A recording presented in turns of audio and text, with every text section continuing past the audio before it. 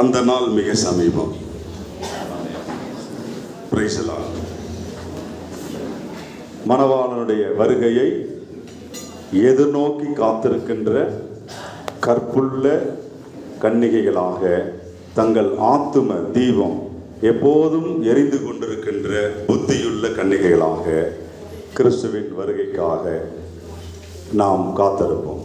அல்லேலூயா. தமக்காக காத்து கொண்டிருக்கிறவர்களுக்கு ரட்சிப்பை அருளும்படி இரண்டாம் தரம் பாவம் இல்லாமல் அவர் தரிசனமாவார். அந்த நாள் மிக சமீபம்.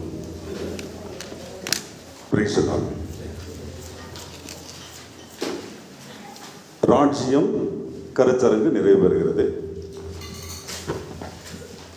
இதை வேகமா ஏன் சம்மரைஸ் பண்ணி வேகமா முடிச்சிருக்கிறேன் அப்படின்னா, யோவேல் 2ஆம் அதிகாரத்திலிருந்து ஒரு மறைபொருளை, மிக முக்கியமான ஒரு மறைபொருளை நாம் அறிந்து கொள்ள வேண்டியது இருக்கிறது. மிக முக்கியமான கடைசி நாட்களிலே நடைபெறுகிற மிக முக்கியமான தேவ மறைபொருள். ஆக்சுவலாக இந்த சப்ஜெக்ட் ஏறக்குறைய ஒரு 2 மணி நேரம் போகக்கூடியது. அவ்வளோ நேரம் நமக்கு இல்லை. ஆகவே வெகு வேகமாக 1 ஹவரில் நம்ம முடிக்க இருக்கிறோம். 5 o'clock இதை நம்ம கம்ப்ளீட் பண்ணி ஆகணும்.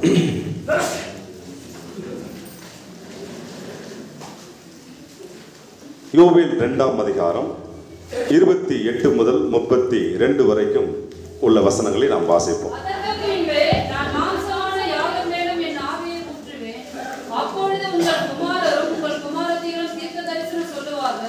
உங்கள் மூவர் சொப்பனங்களையும் உங்கள் வாலிபர் தரிசனங்களையும் காண்பார்கள்.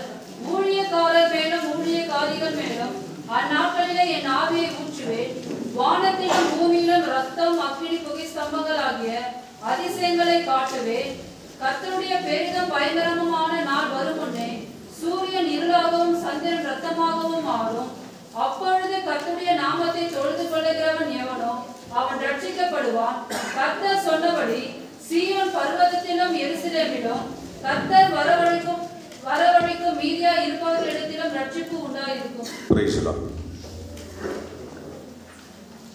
இதுவரைக்கும் ராஜ்யம் குறித்த செமினார்ல எப்படி தேவன் இந்த ராஜ்யங்கள் எல்லாம் 7 பிரிவுகளில் நடைபெறுகிறது, எந்தெந்த காலகட்டத்தில் என்னென்ன ராஜ்யம், டைம்லைன் ப்ரோக்ராம் படித்தோம், ராஜ்யங்களை படித்தோம். அது எல்லாவற்றையும் மனதில் வைத்துக்கொண்டு என்ன படித்தோமோ அதை மனதில் வைத்துக்கொண்டு இப்போ வாசித்த யோவேல் 2ஆம் அதிகாரத்துக்கு வரணும். தேவன் தம்முடைய தீர்க்கதரிசியை கொண்டு ஒரு செய்தியை முன்னறிவிக்கிறார். என்ன அறிவிக்கிறார்னா, நான் மாம்சமான யாவர் மேலும் என் ஆவியை ஊற்றுவேன். அப்பொழுது உங்கள் குமாரரும் உங்கள் குமாரத்தைகளும் தீர்க்க தரிசனம் சொல்லுவார்கள். உங்கள் மூப்பர் சொப்பனங்களையும் உங்கள் வாலிபர் தரிசனங்களையும் காண்பார்கள். ஊழியக்காரர் மேலும் ஊழியக்காரிகள் மேலும் அந்நாட்களிலே என் ஆவியை ஊற்றுவேன். இப்படி இந்த ஆவி ஊற்றப்படும். பிறகு வானத்திலும் பூமியிலும் ரத்தம், அக்கினி, புகை ஸ்தம்பங்கள் ஆகிய அதிசயங்களை காட்டுவேன். கர்த்தருடைய பெரிதும் பயங்கரமான நாள் வரும் முன்னே சூரியன் இருளாகவும் சந்திரன் ரத்தமாகவும் மாறும். அப்பொழுது கர்த்தருடைய நாமத்தை தொழுது கொள்கிறவன் எவனோ அவன் ரட்சிக்கப்படுவான். கர்த்தர் சொன்னபடி சீயோன் பர்வதத்திலும் எருசலேமிலும் கர்த்தர் வரவழைக்கும் மீதியா இருப்பவரிடத்திலும் ரட்சிப்பு உண்டாயிருக்கும். இது ஒரு நீண்டகால தேவ திட்டத்தை தேவன் ரகசிய குறியீடுகளிலே பேசுகிறார். இது தீர்க்கதரிசி கொண்டு அறிவிக்கப்பட்டது. ஆனால் ரகசியங்களும் குறியீடுகளும் அடங்கியதாக இருக்கும். இப்போ நம்ம வாசித்த மாதிரி மேலோட்டமாக படித்தா இது விளங்காது. எப்படி தானியேல்ல சிலை, அப்புறம் 4 மிருகம், பிறகு 2 ஆட்டுக்கடாக்கள், இப்படி எல்லாம் ரகசியங்களை குறியீடுகளை வைத்து பேசுகிறாரோ, அதுபோல இதுவும் ஒரு தேவன் தாம் செய்ய போகிற ஒரு நீண்ட கால திட்டத்தை குறித்து டைம் லைன் ப்ரோக்ராமில் நிறைவேற வேண்டியதான ஒரு தேவ திட்டம். அதுதான் யோவேலை கொண்டு அறிவிக்கிறார். இந்த வசனத்தை கிறிஸ்தவம் அப்படியே மேலோட்டமாக எடுத்துக்கொண்டு அதில் மறைந்திருக்கிற அந்த டைம்லைன் ப்ரோக்ராமை கவனிக்காம மேலோட்டமாக மட்டும் எடுத்துக்கொண்டார்கள். அப்படி எடுத்துக்கொண்டு பெரும் பெரும் தலைவர்கள் எல்லாம் கூட பேசியிருக்கிறார்கள். என்ன அப்படின்னா, கடைசி நாட்களில் ஆவி ஊற்றப்படும். அப்படி ஊற்றப்படுகிற போது ஒரு பெரிய மிகப்பெரிய உலகம் முழுவதிலும் ஒரு பெரிய எழுப்புதல் ரட்சிப்பு உண்டாகும். எல்லாரும் மனம் திரும்பி ரட்சிப்பை பெறுவார்கள் என்பதாக பெரும் பெரும் தலைவர்கள் கூட பேசியிருக்கிறார்கள். சரி, அப்படி கடைசி நாட்கள் மாம்சமான யாவர் மேலும் ஆவி ஊற்றப்படும். ஒரு பெரிய மாபெரும் எழுப்புதல்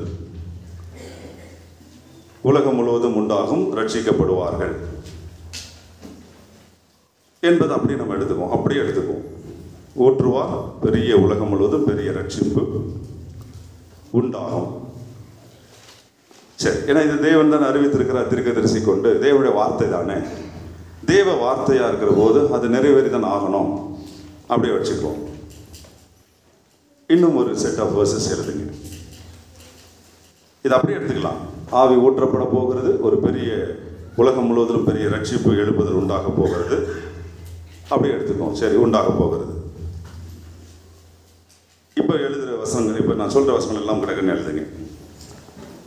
லூக்கா 18ஆம் அதிகாரம் 8ஆம் வசனம். வெகு வேகமாக நம்ம குயிக்காக 1 ஹவரில் முடிச்சாகணும். அதனால் கிடக்குன்னு எழுதுங்க. 1 தீமோத்தேயு 4:1,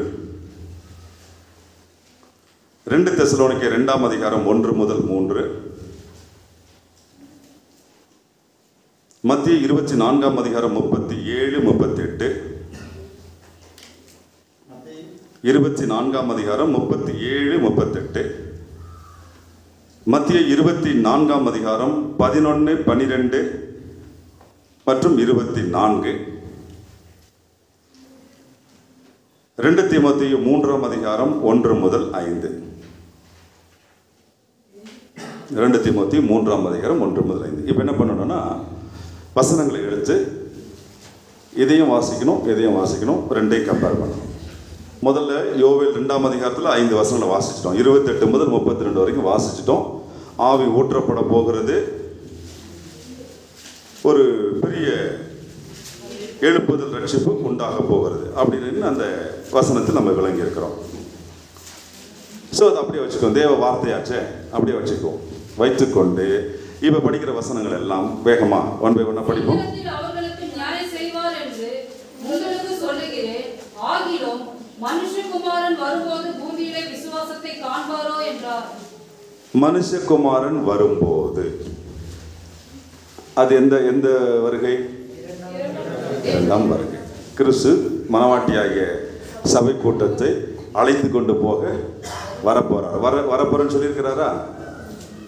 இதோ நான் சீக்கிரமாய் 3 தரம் 22ஆம் அதிகாரம் வெளிப்படுத்தும் 22ஆம் அதிகாரத்தில் 3 முறை சொல்கிறார். இதோ சீக்கிரமாய் வருகிறேன்.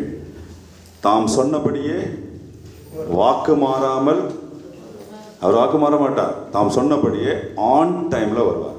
ஆன் டைம் என்ன? ஆன் டைம் சீக்கிரம். ஆன் டைம் கண்டுபிடிங்க. 6 நாட்கள் ஆகிய 6000 வருஷம், பிறகு 7ஆம் நாள் ஆகிய 7வது 1000 வருடம் தூங்கணும். இதான் டைம்லைன் ப்ரோக்ராம்.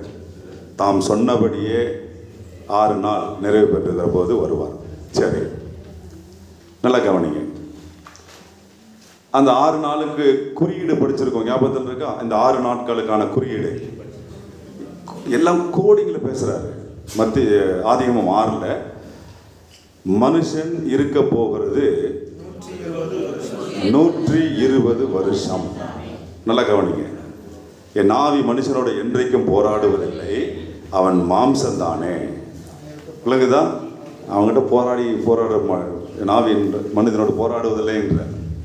ஏன்னா அவனே பாவம் மாம்சம், அவன் மாம்சம் தானே. அவன் இருக்க போகிறது 120 வருடம். எந்த 120 வருடம்? 120 ஜூபிலி இயர்ஸ். ஒரு ஜூபிலி என்பது 50 வருடம். 120 ஜூபிலி 6000 வருடம். இந்த 6000 வருடம் பரலோக நாள் கணக்கில் 6 நாள், மனிதனுக்கு 6000 வருடம். இந்த டைம்லைன் ப்ரோக்ராம் எக்ஸிக்யூட் பண்ண ஆரம்பிச்சிட்டாரு.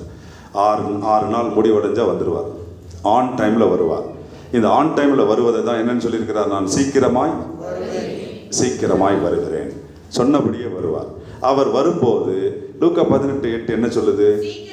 இருங்க, அவர் வருவேன்னு சொன்னார்ல, எவ்வளோ காலம் இருக்குன்னு அவர் வர்றதுக்கு? அப்ராக்சிமேட்டாக 6 எல்லாம் எக்ஸாக்டாக சொல்ல முடியாது, approximate 2030 one world one religious start ஆகும். அதுக்கப்புறம் மிகுந்த கஷ்டம். மேக்ஸிமம் அடுத்த மேக்ஸிமம் ஒரு 10 இயர்ஸ். சரி, இது அப்படியே வச்சுங்க, இது ரஃப் கால்குலேஷன் அப்படியே வச்சுக்கோங்க. வரப்போகிறார், வருகை சந்திக்க போகிறோம், சீக்கிரமாக வருவேன்னு சொன்னபடியே ஆன் டைமில் வரப்போகிறார். இதெல்லாம் நீங்கள் மைண்டில் வச்சுக்கணும். வரப்போகிறேன்னு சொன்னார். நான் வரும்போது என்ன நடக்குங்கிறார் பூமியில்? மனுஷகுமாரன் வரும்போது பூமியிலே, அதுக்கு என்ன அர்த்தம்? மனுஷகுமாரன் வரும்போது பூமியிலே விசுவாசத்தை காண்பாரோ என்றால் விசுவாசம் பெருகும் அர்த்தமா, இருக்காதுன்னு அர்த்தமா? அவரே சொல்றாரு மனுஷகுமாரன் வரும்போது பூமியில விசுவாசம் இருக்காதுன்னு சொல்லி. பிறகு ஆவி ஊற்றப்பட்டு யோவேல படிச்சமே, அப்பொழுது கர்த்தருடைய நாமத்தை தொழுது கொள்ளும் எவனோ ரட்சிக்கப்படுவான்னு சொல்லி இருக்குது. அப்படின்னா ஆவி ஊற்றப்பட்டு எல்லாரும் ரட்சிப்பை பெறுவார்களா, இல்லை அவர் மனுஷகுமாரன் வரும்போது விசுவாசம் இல்லாமல் போகுமா? ரெண்டுமே தேவ வசனம் தான். யோவேல படித்ததும் தேவ வசனம், லூக்கால படித்ததும் தேவ வசனம். இப்போ இது ரெண்டுல எது நிறைவேறும்? ஏதாவது ஒன்று தான் நடக்குமா, இல்லை ரெண்டும் சேர்ந்து நடக்குமா? அடுத்த வசனத்துக்கு போவோம். 1 தீமோத்தேயு 4:1. காலங்களிலே மனசாட்சியில் சூழ்ந்த பொய்யருடைய மாயத்தினாலே சிலர் வஞ்சிக்கிற ஆவிகளுக்கும் பிசாசுகளின் உபதேசங்களுக்கும் செவி கொடுத்து விசுவாசத்தை விட்டு விலகி போவார்கள். லூக்கா 18:8 மனுஷகுமாரன் வரும்போது பூமியிலே விசுவாசத்தை காண்பாரோ, தட்ஸ் மீன்ஸ் விசுவாசம் இல்லாமல் போகும் சொல்லி இருக்கிறாரு. அந்த விசுவாசம் எப்படி இல்லாமல் போகும்? ஆவியானவர் வெளிப்படையாய் சொல்லுகிறபடி, வெளிப்படையாய், frankly, openly speaking, ஆவியானவர் பேசுறார்.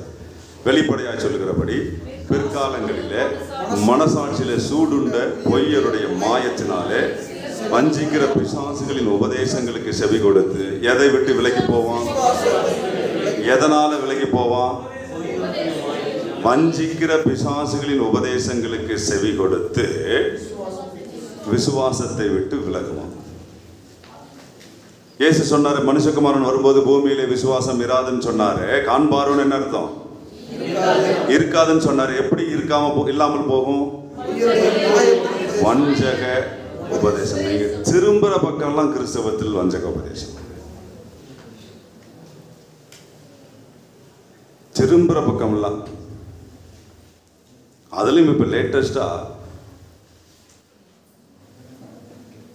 500 கோடி 200 கோடி 1000 கோடி ப்ராஜெக்ட் ஜனங்களுக்கு பிடுங்கி கறந்து ரத்தம் வருகிற வரைக்கும் கறந்து 500 கோடி 1000 கோடி ப்ராஜெக்ட்ஸ் தான். சரி, இருக்கட்டும். வஞ்சிக்கிற பிசாசுகளின் உபதேசத்தினாலே விசுவாசத்தை விட்டு விலகுவார்கள் அப்படின்னு ஆவியானவர் வெளிப்படையா சொல்லியிருக்கிறார். இப்ப ஆவியானவர் சொன்னபடி தான் நடக்குமா? வஞ்சிக்கிற உபதேசத்தினால விசுவாசத்தை விட்டு விலகுவாங்களா, இல்லை யோவேல்ல இருக்கிற வசனம் அதுவும் கர்த்தருடைய வசனம் தான், அதனால ரெண்டையுமே எடுத்துக்கணும், ரெண்டையுமே எடுத்து செக் பண்ணணும். இந்த கம்பேரிசன் பண்ணாதனால தான், டைம் லைன் ப்ரோக்ராம் கொண்டு போகாததுனால தான் இது புரியாமல் போச்சு. இப்போ சொல்லுங்க, யோவேல்ல சொன்னபடி ஆவி ஊற்றப்பட்டு பெரிய எழுப்புதல் ரட்சிப்பு உண்டாகுமா, அல்லது வஞ்சிக்கிற உபதேசத்தினால விசுவாசம் இல்லாமல் போகும் ஆவியானவர் சொல்லுகிறபடி? ரெண்டுல எது நடக்கும்? ரெண்டுல ஏதாவது ஒன்னா இல்ல ரெண்டுமேவா? அடுத்த வசனம் கம்பேர் பண்ணிட்டு வாங்க. டைம் லைன் ப்ரோக்ராம் போனீங்கன்னா புரிஞ்சிடும்.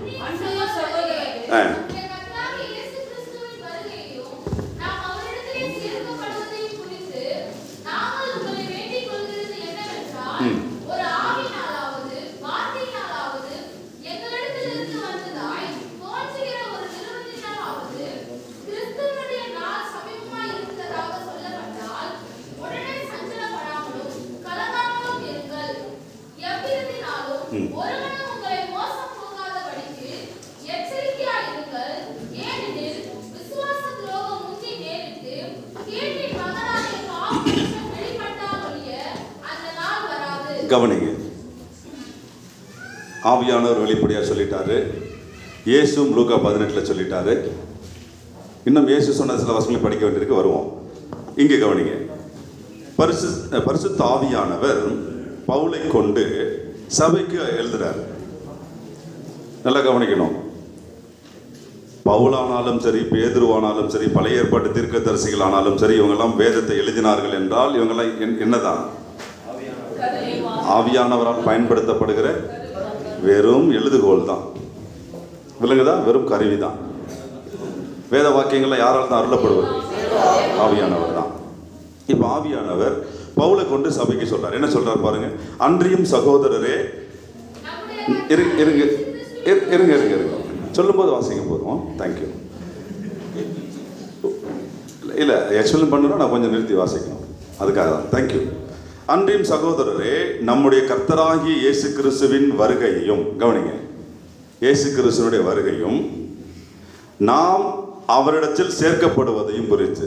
புரியுது? அது அவர் மேகங்கள் மேல் வருவார், நாம் அவருக்கு எதிர்கொண்டு போவோம் சொல்லப்பட்டிருக்க தெசலோனிக்கர் 4ஆம் அதிகாரத்தில் 1 தெசலோனிக்கர் 4 மேகங்கள் மேல் எடுத்துக்கொள்ளப்பட்டு அவரோடு கூட என்றைக்கும் இருப்போம். அப்படின்னா அவருடைய வருகை, நாம் அவரிடத்தில் சேர்க்கப்படுவது. அப்படின்னா இது என்ன? அவரிடத்தில் சேர்க்கப்படுவது இரண்டாம் வருகையில் நடைபெறுகிற உயிர் செலுத்தல். சரி, இதுக்கு கவனம் புரியாததுக்காக தான் நிறுத்தி சொல்றேன். இப்படி இயேசு கிறிஸ்துவின் வருகை, நாம் அவரிடத்தில் சேர்க்கப்படுவதையும் குறித்து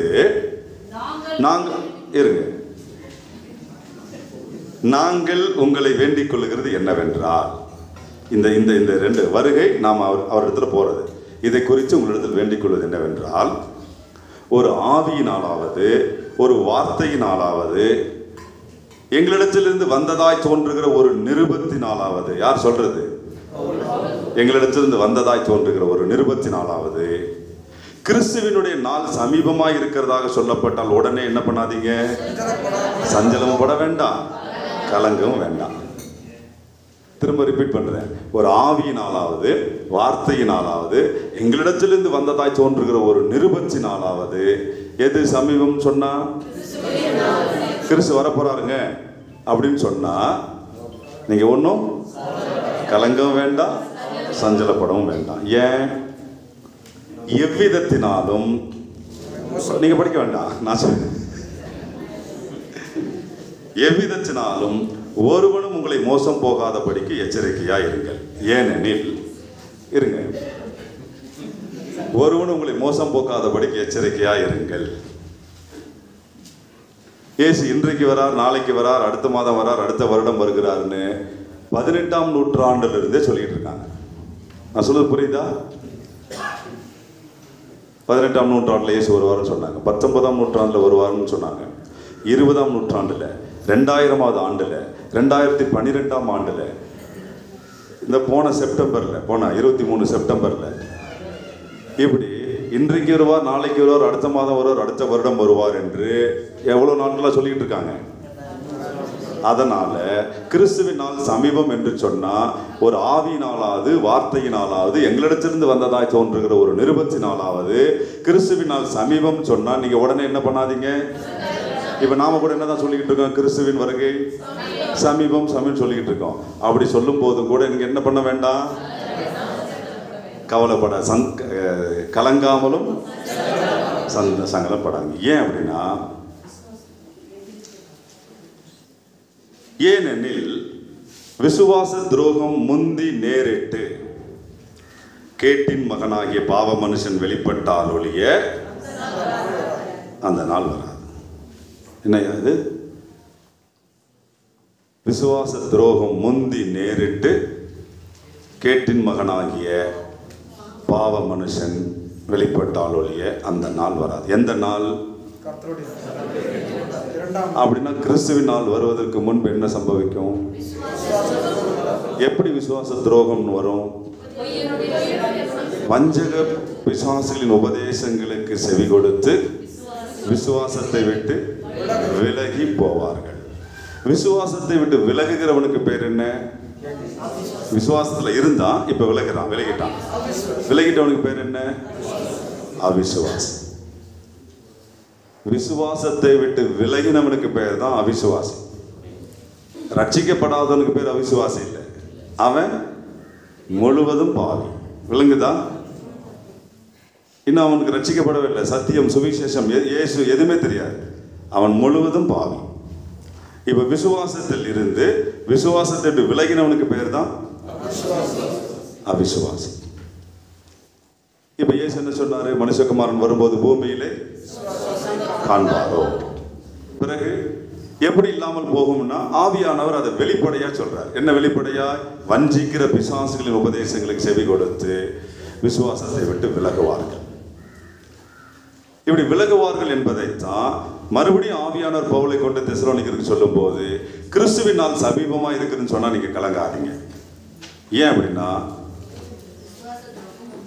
விசுவாச துரோகம் முந்தி நேரிடும். அப்படி நேரிட்டு கேட்டின் மகனாகிய பாவ மனுஷன் வெளிப்பட்டால் ஒழிய. அப்படின்னா கிறிஸ்துவினால் வெளிப்படு வருவதற்கு முன்பு என்ன சம்பவிக்கும்? இப்ப இதுதான் சம்பவிக்குமா? அல்லது யோவேல்ல வாசிச்சோமே, மாம்சமான யாவர் மேலும் ஆவியை ஊற்றுவேன், அப்பொழுது பெரும் ரட்சிப்பு உண்டாகும். அதுவும் தேவ வசனம் தான். அது ஏதோ வேறு இது நினைச்சிடாதீங்க. அதுவும் தேவன் சொல்லியே தம்முடைய தீர்க்கதரிசியை கொண்டு அறிவித்த தேவ வசனம். இப்ப இந்த ரெண்டும் எது நிறைவேறும்? ரெண்டுமே தேவ வசனம். நீங்க இதையும் தள்ளிட முடியாது, இதையும் தள்ளிட முடியாது. ரெண்டுமே தேவ வசனம். எது நிறைவேறும்?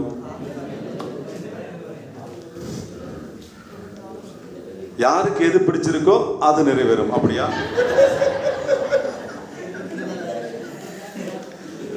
கவனி, அடுத்த வசனத்துக்கு போலாம். மத்திய 24ஆம் அதிகாரம் 30. எப்படி நடந்ததோ அப்படியே மனுஷகுமாரன் வரும் காலத்திலும் நடக்கும். எப்படி எனில் ஜலப்பிரளயத்திற்கு முன்னான காலத்திலே நோவா பேழைக்குள் பிரவேசிக்கும் நாள் வரைக்கும் ஜனங்கள் புசித்தும் குடித்தும் பெண் கொண்டும் பெண் கொடுத்தும் ஜலப்பிரளயம் வந்து அனைவரையும் மாறிக்கொண்டு போக மட்டும் உணராதிருந்தார்கள். அப்படியே மனுஷகுமாரன் வரும் காலத்திலும் நடக்கும். அப்படியே மனுஷகுமாரன் வரும் காலத்திலும் நடக்கும். எப்படியே நோவா காலத்தில் நடந்தது போல. என்ன நடந்ததா? மனுஷர் பெண் கொண்டும் பெண் கொடுத்தும், அந்த பெண் கொண்டும் கொடுத்தும் புசித்தும் குடித்தும் வெள்ளம், அதான் ஜலப்பிரளயம் வந்து வாரிட்டு போகுது. வாரிட்டு போச்சா? வாரிக்கொண்டு போகும் அளவும் உணராது இருந்தார்கள். அப்படின்னா உணர்வு இல்லாம இருப்பான். இப்படி உணர்வு இல்லாம இருக்கிறதுனால தான் விசுவாச துரோகம். உணர்வில்லாத இருதயம் இருளடைந்து போகும். இப்படி உணராது இருப்பார்கள், உணர்வில்லாமல் இருப்பார்கள். பெண் கொண்டுகளும் பெண் கொடுக்கறதுலையும் புசிக்கிறதுலையும் குடிக்கிறதுலையும் வெறிக்கிறதுலையும் ரொம்ப தீவிரமா இந்த உலக காரியங்கள்ல ரொம்ப தீவிரமா மூழ்கி உணராது இருப்பார்கள். நோவாவின் காலத்தில் நடந்தது போல இன்னும் அதிகமா இருக்கு. நோவா காலத்தில் நடந்ததெல்லாம் எல்லா பாவ துன்மார்க்கங்களும் நடக்கும். இப்ப சொல்றது யாரு? இதை சொல்றது யாரு? மனுஷகுமாரன் வரும் நாள்ல இப்படி நடக்கும்ங்கிறார். இப்ப இயேசு இப்படி சொல்றாரு. ஆவியானவர் என்ன சொல்லியிருக்கிறார்? இப்ப படிச்சோமே. இப்ப இயேசுவும் ஆவியானவரும் சொன்னபடிதான் அவருடைய வருகைக்கு முன்பு நடக்குமா? இல்ல யோவேல்ல சொல்லி இருக்கிறதான ஆவி ஊற்றப்படுவதும் பெரிய ரட்சிப்பு உண்டாவதும் நடக்குமா? என்னையா திரும்பி திரும்பி இப்படி கை காமிச்சிட்டே இருக்கீங்க? யோவேல் 2ஆம் அதிகாரத்தில் தேவன் தம்முடைய தீர்க்கதரிசி கொண்டு சொன்னதும் தேவ வார்த்தை தான். ஆனால் அது நிறைவேறுவதற்கென்று ஒரு டைம் லைன் இருக்கு. இப்ப நம்ம இயேசுவும் ஆவியானவரும் சொன்னதும் தேவ வார்த்தை தான். இது நிறைவேறுவதற்கென்று ஒரு டைம் லைன் இருக்கு. இந்த ரெண்டு டைம் லைனையும் விளங்க தெரியாததுனால ஒரு குழப்பம் உண்டானது. டைம் லைன் பிரிக்க தெரியாததுனால. கவனிப்போம். என்ன டைம் லைன்ல படிப்போம். இப்ப நம்ம டைம் லைன் புரிஞ்சிருச்சு அப்படின்னா பைபிள் நல்லா புரியும். இப்ப நம்ம நேத்திலிருந்து படிச்சுட்டு இருக்கோமே, ஆதாம்ல இருந்து டைம் லைன் போகுது. எது வரைக்கும்? உலகம் முடிவடைந்து நித்தியம் துவங்குற வரைக்கும் போகுது டைம் லைன். டைம் லைன் புரிஞ்சிருச்சா பக்காவா புரியும். டைம் லைன் புரியணும்னா தேவ சித்தம் புரியணும். எல்லாம் கனெக்ட் ஆகும். ரைட். இப்ப மத்திய 24:11-12 படிங்க. கள்ள தீர்க்கதரிசிகளும் எழும்பி அநேகரை வஞ்சிப்பார்கள். அக்கிரமம் கள்ள தீர்க்கதரிசிகள் எழும்பி அநேகரை வஞ்சிப்பார்கள். ஏற்கனவே நம்ம தீமோத்தேயுவிலும் வாசித்தோம். வஞ்சிக்கிற உபதேசத்தினாலே விசுவாசத்தை விட்டு விலகுவார்கள். இப்படி அக்கிரமம் மிகுதியாவதினாலே அந்திகிறிஸ்துகள் எல்லாம் எழும்பி, கள்ள தீர்க்கதரிசிகள் எழும்பி வஞ்சிப்பான். வஞ்சிக்கிற போது அன்பு தணிந்து போகும். அன்பு தணிந்து போகிறது மட்டுமல்ல, 24ஆம் வசனத்துல கூடுமானால் தெரிந்து கொள்ளப்பட்டவர்களே. இதெல்லாம் என்ன காலகட்டத்தில்? கடைசி காலத்தில் மொட்டையா சொல்லக்கூடாது, வருகைக்கு முன்பாக அன்பு தணிந்து போகும், விசுவாசம் இல்லாம போகும், விசுவாச துரோகம், அதுக்கான வஞ்சக உபதேசம், இப்படி அன்பு தணிந்து போக எல்லாம் வஞ்சக உபதேசம் வந்ததுனால தெரிந்து கொள்ளப்பட்டவர்களே என்ன பண்ணப்படுவான்? சொல்றதே யாரு தான்? இயேசு. இயேசு சொன்னபடிதான் நடக்குமா இல்லையா? சொன்னால் சொன்னதுதான். வானம் பூமியே அழிந்தாலும் சரி, அவருடைய வார்த்தையின் எழுத்தும் அந்த எழுத்தின் ஒரு உறுப்பாகிலும் அழியாது. தேவன் சொன்னால் சொன்னதுதான். அப்படின்னா தெரிந்து கொள்ளப்பட்டவர்களே வஞ்சிக்கப்படுகிற அளவுக்கு இந்த வஞ்சக உபதேசங்களாகிய கள்ள உபதேசங்களும் கள்ள தீர்க்க தரிசனம் எழும்பி அந்த கேட்டுக்கு ஏதுவான வேத புரட்டுகளுக்கு உள்ள தந்திரமாய் நுழைய பண்ணி மனசாட்சியில் சூடுண்ட பொய்யருடைய மாயத்தினாலே வஞ்சிக்கிற உபதேசங்களுக்கு கிறிஸ்தவம் செவி கொடுத்து விசுவாசத்தை விட்டு விலகும். நீங்கள் செக் பண்ணி பாருங்கள், ஒட்டுமொத்த கிறிஸ்தவத்தில் ஏதோ அங்கொன்னும் இங்கொன்னும் வெகு சிலர் தான் தேவ வார்த்தைக்கு பயந்து நடுங்கி சத்தியத்துக்காக தெய்வத்துக்காக வாழ வேண்டும் என்கிற உணர்வோடு அங்கொன்னும் இங்கொன்னும் சிலர் தான் நீங்கள் இப்போ கிறிஸ்தவத்தில் பார்க்க முடியும். பெரும்பான்மையான கூட்டம் அவனுக்கு விசுவாசம்லாம் தெரியாது. விசுவாசமே என்னதான் தெரியும் கேட்டா, எதை கேட்டாலும் கர்த்தர் கொடுப்பார். ஆடி வேணுமா ஆடி கொடுப்பார், அமாவாசை வேணுமா அமாவாசை கொடுப்பார். அவ்வளவுதான் தெரியும். கவனிங்க. அடுத்து 2 தீமோத்தேயு 3ஆம் அதிகாரம் 1 முதல் 5. மனுஷர்கள் தற்பிரியராயும் பணப்பிரியராயும் வீம்புக்காரராயும் அகந்தை உள்ளவர்களாயும் தூஷிக்கிறவர்களாயும் தாய் தகப்பன்மாருக்கு கீழ்ப்படியாதவர்களாயும் நன்றி அறியாதவர்களாயும் பரிசுத்தம் இல்லாதவர்களாயும் சுபாவ அன்பில்லாதவர்களாயும் இணங்காதவர்களாயும் அவதூறு செய்கிறவர்களாயும் இச்சையடக்கம் இல்லாதவர்களாயும் கொடுமை உள்ளவர்களாயும் நல்லவரை பகைக்கிறவர்களாயும் துரோகிகளாயும் துணிகரம் உள்ளவர்களாயும் இருமாப்புள்ளவர்களாயும் தேவ பிரியராயிராமல் சுகபோக பிரியராயும் தேவ பக்தியின் வேஷத்தை தரித்து அதன் வெள்ளடை மறுதளிக்கிறவர்களாயும் இருப்பார்கள். இப்படிப்பட்டவர்களை நீ விட்டு விலகு. லிஸ்ட் நீண்டுட்டே போதில்ல. இதெல்லாம் எப்ப நடக்குமா? பெரிய நீண்ட லிஸ்ட் படிச்சீங்களே, எப்போ?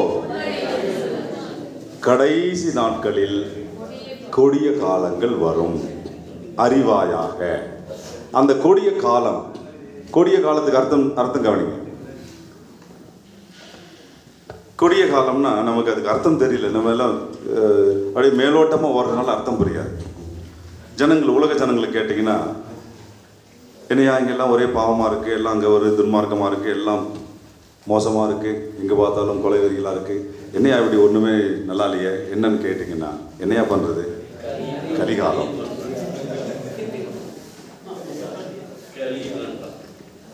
ஏழாம் கிளாஸ் படிக்கிறவன் தண்ணி அடிச்சுட்டு ஸ்கூலுக்கு போகிறான். 9ஆம் கிளாஸ் படிக்கிற பொண்ணு கர்ப்பவதி ஆகி வரா. என்னையா இப்படிலாம் நடக்குது அப்படின்னு கேட்டால், என்னையா பண்ணுறது? கலிகாலம். அந்த கலிகாலம்னா என்ன? கொடிய காலம்னு அர்த்தம் புரியுதா? இந்த மாதிரியான கொடுமையானவைகள் நடக்கும், அதுக்கு பேர் தான் கொடிய காலம். இப்போ படிங்க, நீங்க படிக்க வேண்டாம். கடைசி நாட்களிலே கொடிய காலங்கள் வரும் என்று அறிவாயாக. அந்த கொடிய காலத்துல எப்படி எனில், அதுக்கு பாருங்க எக்ஸ்பிளேஷன் பாருங்க. எப்படி எனில், மனுஷர் தற்பிரியராயும் பணப்பிரியராயும் வீம்புக்காரராயும் அகந்தை உள்ளவர்களாயும் தூஷிக்கிறவர்களாகவும் தாய் தகப்பனுக்கு கீழ்ப்படியாம நன்றி இல்லாம பரிசுத்தம் இல்லாம சுபாவ அன்பு இல்லாம இணங்காதவர்களாக, அவதூறு செய்கிறோம்னா, இச்சை அடக்கம் உள்ளவனா, இப்படி எல்லாம் துரோகிகளெல்லாம் மாறி கடைசியா தேவ பிரியராக இராமல் சுகபோக பிரியரா மாறி, நீங்க செக் பண்ணுங்க கிறிஸ்தவ குடும்பங்கள் எல்லாம் தேவ பிரியம் இருக்கா, சுகபோக பிரியம் இருக்கா? மாறி தேவ பக்தியின் வேஷத்தை தரித்துக் கொள்வான், அதன் பலனை மறுதலை. வேஷம் என்னமோ தேவ பக்தி, ஆனா அதன் பலனை மறுதலிக்கிறவனா மாறுவான். எப்ப நடக்கும் சொல்றாரு? இப்ப நாம வாழ்கிறது கடைசி காலம் தானா? வருகைக்கு முன்பாக தான் வாழ்ந்துகிட்டு இருக்குமா, இல்லைன்னு ஒரு 5000 வருஷம் இருக்கா?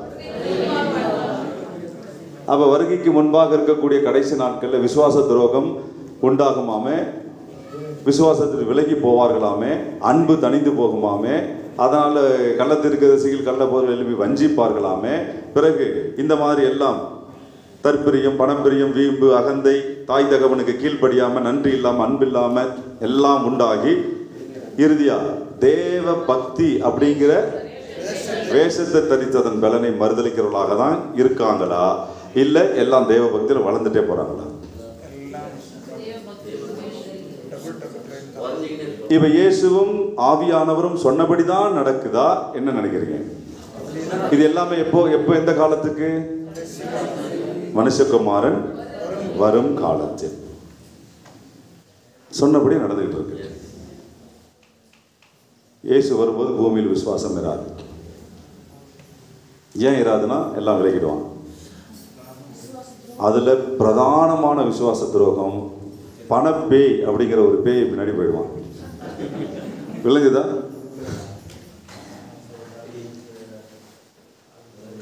பயங்கரமான கொள்ளைக்காரர்கள்லாம் உள்ள வந்துட்டு தங்கமா கொட்டும், வைரமா கொட்டும்ன்றான். அடப்பாவமே, தங்கமா கொட்டினா ஏன் 2000 வருஷமா கொட்டல? அப்ப 2000 வருஷமா வாழ்ந்தவெல்லாம் கிறிஸ்தவன் இல்லையா? 2000 வருஷமா வாழ்ந்தவெல்லாம் விசுவாசி இல்லையா? இந்த 2000 வருஷமா ஏன் தங்கமா கொட்டல?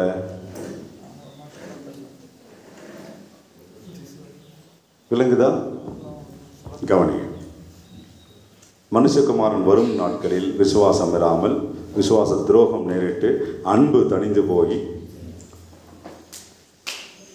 தெரிந்து கொள்ளப்பட்டவர்களை வஞ்சிக்கப்பட்டு தேவ பக்தியின் வேஷத்தை தரித்துக் கொண்டு அதன் பலனை மறுதலிப்பார்கள். சரிங்க, இதெல்லாம் ஓகே, கரெக்டாக தான் இருக்கு. அவ யோவேல் சொன்னது என்ன? அதுவும் தேவன் தானே சொல்லியிருக்கிறார். அதுவும் நிறைவேறும். எது நிறைவேறும்? எப்படி நிறைவேறும் என்றால் அதற்கு நியமிக்கப்பட்ட டைம் லைன். இப்போ நம்ம வாசித்த வசனங்கள் இதுவும் நிறைவேறும், அதற்குரிய டைம் லைன். இப்போ நம்ம வாசித்ததெல்லாம் வருகைக்கு முன்பாக. யோவேல் சொன்னது அதுக்கு என்ன டைம்? சீக்கிரம் டைம் லைன் எழுதிக்கிங்க டக் டக்குன்னு. யோவேல் 2ஆம் அதிகாரத்துக்கு திருப்பிங்க. அதில் நம்ம வாசித்த யோவேல் 2ஆம் அதிகாரத்தில் வாசித்ததான 28, 29 இந்த 2 வசனங்களும் புதிய ஏற்பாட்டு காலத்திற்குரியது.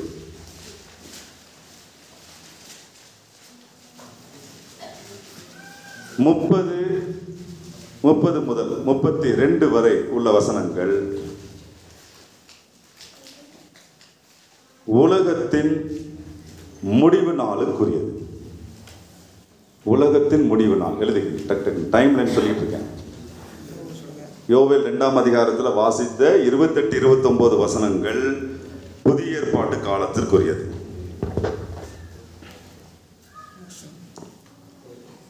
முப்பது முதல் 32 வரை உள்ள வசனங்கள் உலகத்தின் முடிவு நாளுக்குரியது.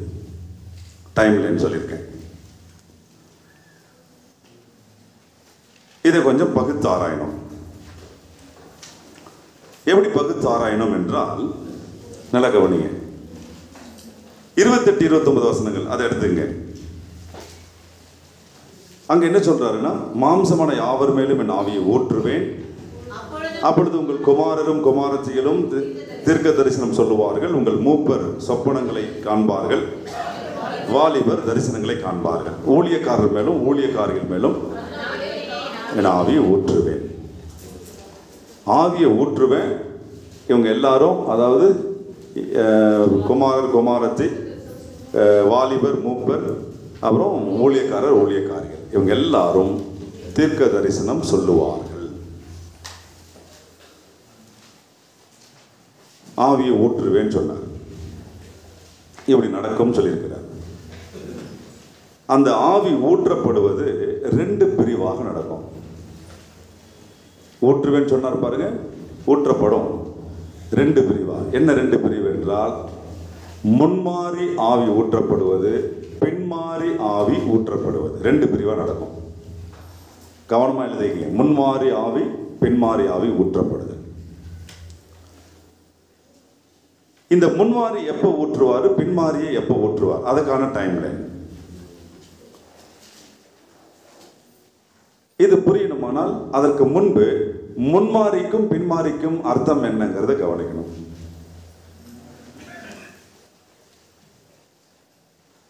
இது முன்மாறி பின்மாறி அப்படின்னு இருக்கு பார்த்தீங்களா, அதை எழுதிங்க. முன்மாறி பின்மாறி அப்படின்னு எழுதி அண்டர்லைன் பண்ணி அதனுடைய அர்த்தம் என்னன்றது எழுதுங்க. இந்த முன்மாறி பின்மாறி என்கிற வார்த்தைக்குரிய simple meaning, spiritual meaning, secret meaning, 3 அர்த்தங்கள் எழுதணும் கடகடன்னு. முதல்ல சிம்பிள் மீனிங், சாதாரண அர்த்தம். உபாகமம் 11ஆம் அதிகாரம் 14ஆம் வசனமும் எரேமியா 5ஆம் அதிகாரம் 24ஆம் வசனமும் புரியும். உபாகமம் 11:14, எரேமியா 5:24. இது முன்மாறி பின்மாரிக்கான சிம்பிள் மீனிங், சாதாரண அர்த்தம். அடுத்து அந்த முன்மாறி பின்மாரிக்கான ஆவிக்குரிய அர்த்தம் எழுதுங்க, ஸ்பிரிச்சுவல் மீனிங். உபாகமம் 32ஆம் அதிகாரம் முதல் 2 வசனங்கள்.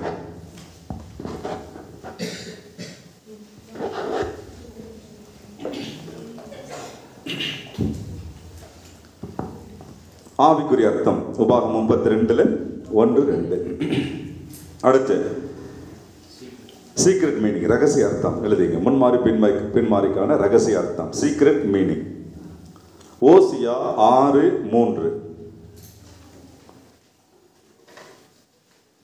இப்போ இந்த 3ஐயும் வாசித்து அங்க என்ன சொல்லப்பட்டிருக்கோ அது பக்கத்தில் ஷார்ட்டா எழுதிங்க. டக் டக்குன்னு எழுதுங்க, ஓடலாம் வேகமா வாசிப்போம்.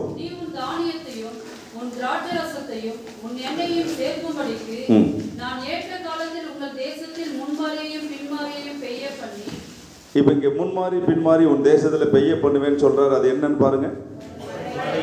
உன் தேசத்துல பெய்ய பண்ணுவேன். முன்மாறி பின்மாறி எதுக்கு? தானியத்தையும் திராட்சரசத்தையும் உன் எண்ணெயையும் சேர்க்கும்படி. அப்படின்னா விளைச்சல் பெருகி அதுல இருந்து அதுக்கான அந்த விளைச்சல் தானியம் எண்ணெய் எல்லாம் சேர்ப்பதற்காக ஏற்ற காலத்திலே உங்கள் தேசத்துல முன்மாறி பின்மாறி பெய்ய பண்ணுவேங்கிறார். அப்ப இந்த முன்மாறி பின்மாறினா என்ன அர்த்தம்? தேசத்துல விளைச்சல்கள் உண்டாவதற்காக பெய்ய பண்ணுகிற மழை. அதுல முன் பின் 2 இருக்கும், முன் மாறி பின் மாறி. அப்படின்னு என்னன்னா, நீங்க விவசாயிகள் கேட்டா சொல்லுவாங்க, விதைப்பதற்கு எல்லாம் நிலங்கள் எல்லாம் உழுது எல்லாம் நிலத்தை பண்படுத்தி விதைக்க போறதுக்கு முன்னாடி மழை பெய்யும், அதுக்கு பேர் முன்மாறி. இப்போ இந்த கிணறு மோட்டர் இதெல்லாம் இந்த செட்டப்லாம் இல்லாத போது இருக்கிற அவங்களுக்கு தெரியும், கேட்ட சொல்லுவாங்க, நிலத்தை பண்படுத்தி விதைக்க போறதுக்கு ஒரு முன்மாறி. எல்லாம் விதைச்சு முடிச்சுட்டு அது வளர்ந்து அறுவடைக்கு போறதுக்கு முன்னாடி அதெல்லாம் நல்ல அந்த கதிரெல்லாம் முதிர்ந்து நல்ல அறுவடைக்கு ரெடி ஆகணும், அதற்கு பின்மாறி. இப்படி முன்மாறியும் பின்மாறியும் தேசத்துல பெய்ய பண்ணுவேன். பெய்ய பண்ணும் போது இது புரியுதா? அந்த முன்மாறி பின்மாறி. நம்ம எல்லாம் சரி, நம்ம தான் விவசாயி இல்லையே, நம்ம தான் ஐடி ஃபீல்டு அது இதுன்னு போயிட்டோமே. கரெக்ட் தான், மாறினா மழை தான். மாறி என்றால் மழை.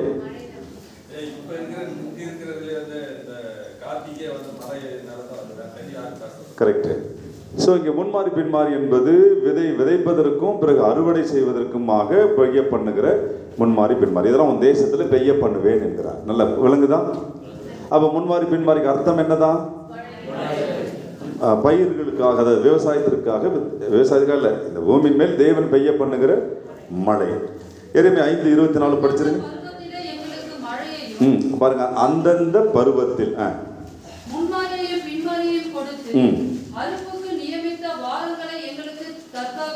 அர்த்தம் புரியுதா?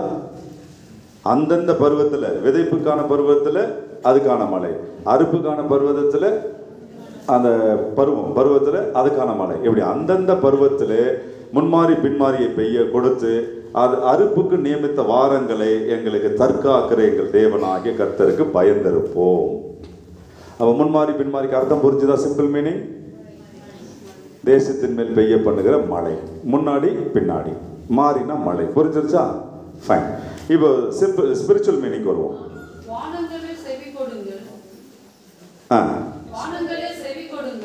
நான் பேசுவேன், பூமியை என் வாய்மொழிகளை கேட்பாயாக. மழையானது இளம் பயிரின் மேல் பொழிவது போல என் உபதேசம் பொழியும். பனித்துளிகள் புல்லின் மேல் இறங்குவது போல என் வசனம் இறங்கும். மாறி என்றால் மழை. நல்லா விளங்கிங்க. இங்க எது மழையாக பெய்யுமா? மாறியாக, மழையாக? வானங்களே செவி கொடுங்கள், நான் பேசுவேன். பூமியை என் வாய்மொழிகளை கேட்பாயாக. பேசுவேன் வார்த்தை, வாய்மொழி வார்த்தை. விளங்குதுல்ல? அப்படின்னா தேவனுடைய வாய்மொழி ஆகிய வார்த்தைக்கு செவி கொடுக்க சொல்றாரு. அந்த வாய்மொழி ஆகிய வார்த்தை மழையானது இளம்பயிரின் மேல் பொழிவது போல என் உபதேசம் பொழியும். பனித்துளிகள் புல்லின் மேல் இறங்குவது போல என் வசனம் இறங்கும். அப்படி என்றால் இங்கே மழை என்பது எது? தேவனுடைய வார்த்தை, சத்திய வசனம், அவருடைய உபதேசம். இந்த சத்திய வசனமாகிய உபதேசம்தான் எது? மழை. இந்த மழை முன்மாறி பின்மாறியாக பெய்யும். அந்த முன்மாறி பின்மாறினா அதுக்கான டைம் என்ன? வருவோம், பின்னாடி வருவோம். இப்போதைக்கு இந்த முன்மாறி பின்மாறிக்கான ஸ்பிரிச்சுவல் மீனிங் என்ன? சத்திய வசனமாகிய உபதேச மழை, தேவ வார்த்தையாகிய உபதேச மழை. மைண்ட்ல வச்சுக்கோங்க. சீக்ரெட் மீனிங்க்கு போலாம்.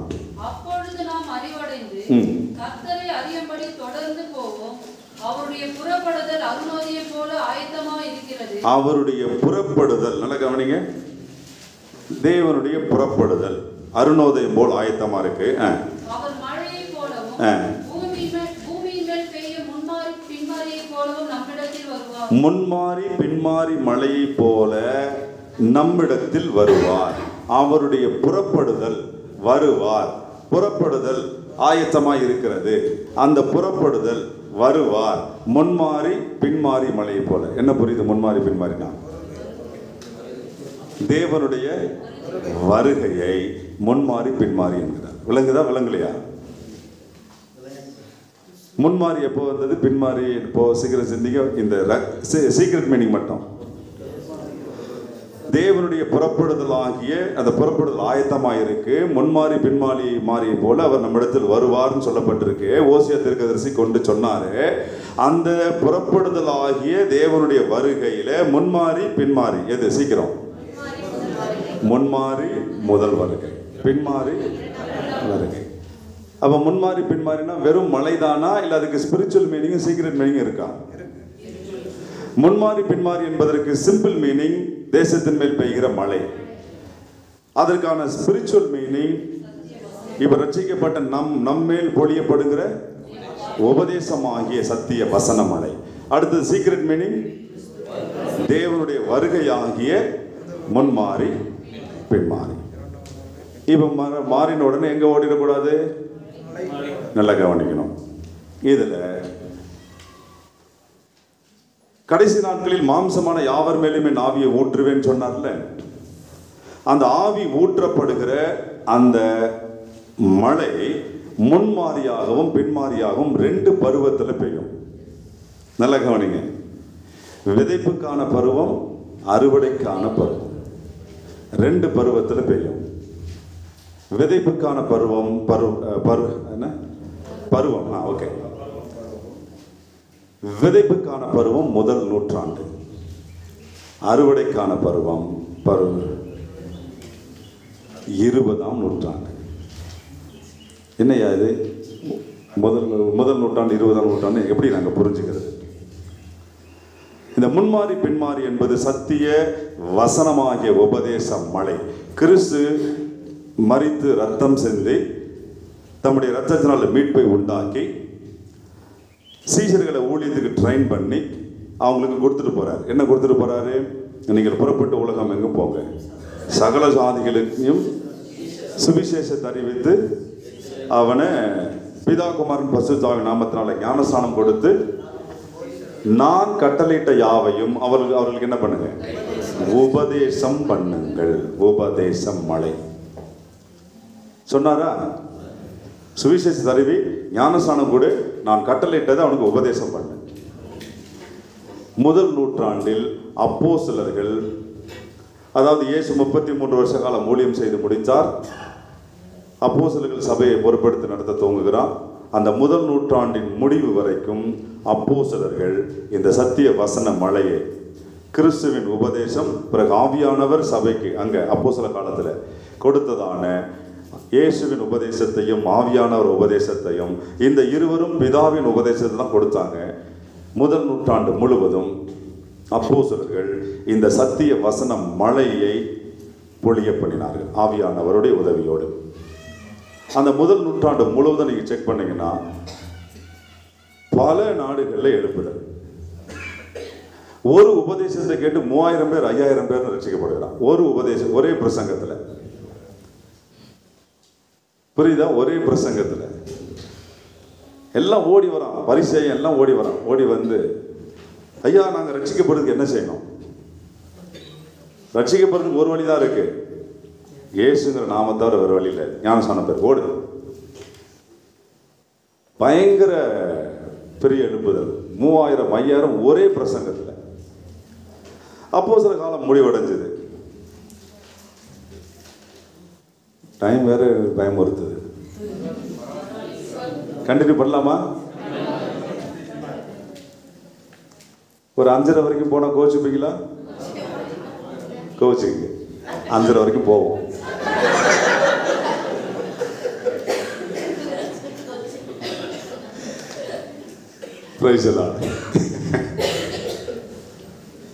அப்போஸ்தல காலம் முடிவடைந்த பிறகு 2ஆம் நூற்றாண்டிலிருந்து அந்த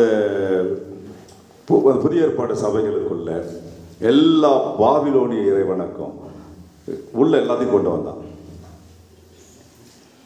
இந்த பாபிலோனிய இறைவணக்கம் எல்லாம் உள்ள கொண்டு வர துவங்கி, கிரேக்க தேவதைகள் எல்லாம் உள்ள கொண்டு வர துவங்கி, கான்ஸ்டன்டைன் உள்ள வந்து அவங்க காலகட்டத்தில் எல்லா கிரேக்க இறைவணக்கம், பாபிலோனிய இறைவணக்கம் எல்லாம் கிறிஸ்தவத்துக்குள் திணிக்கப்பட்டது.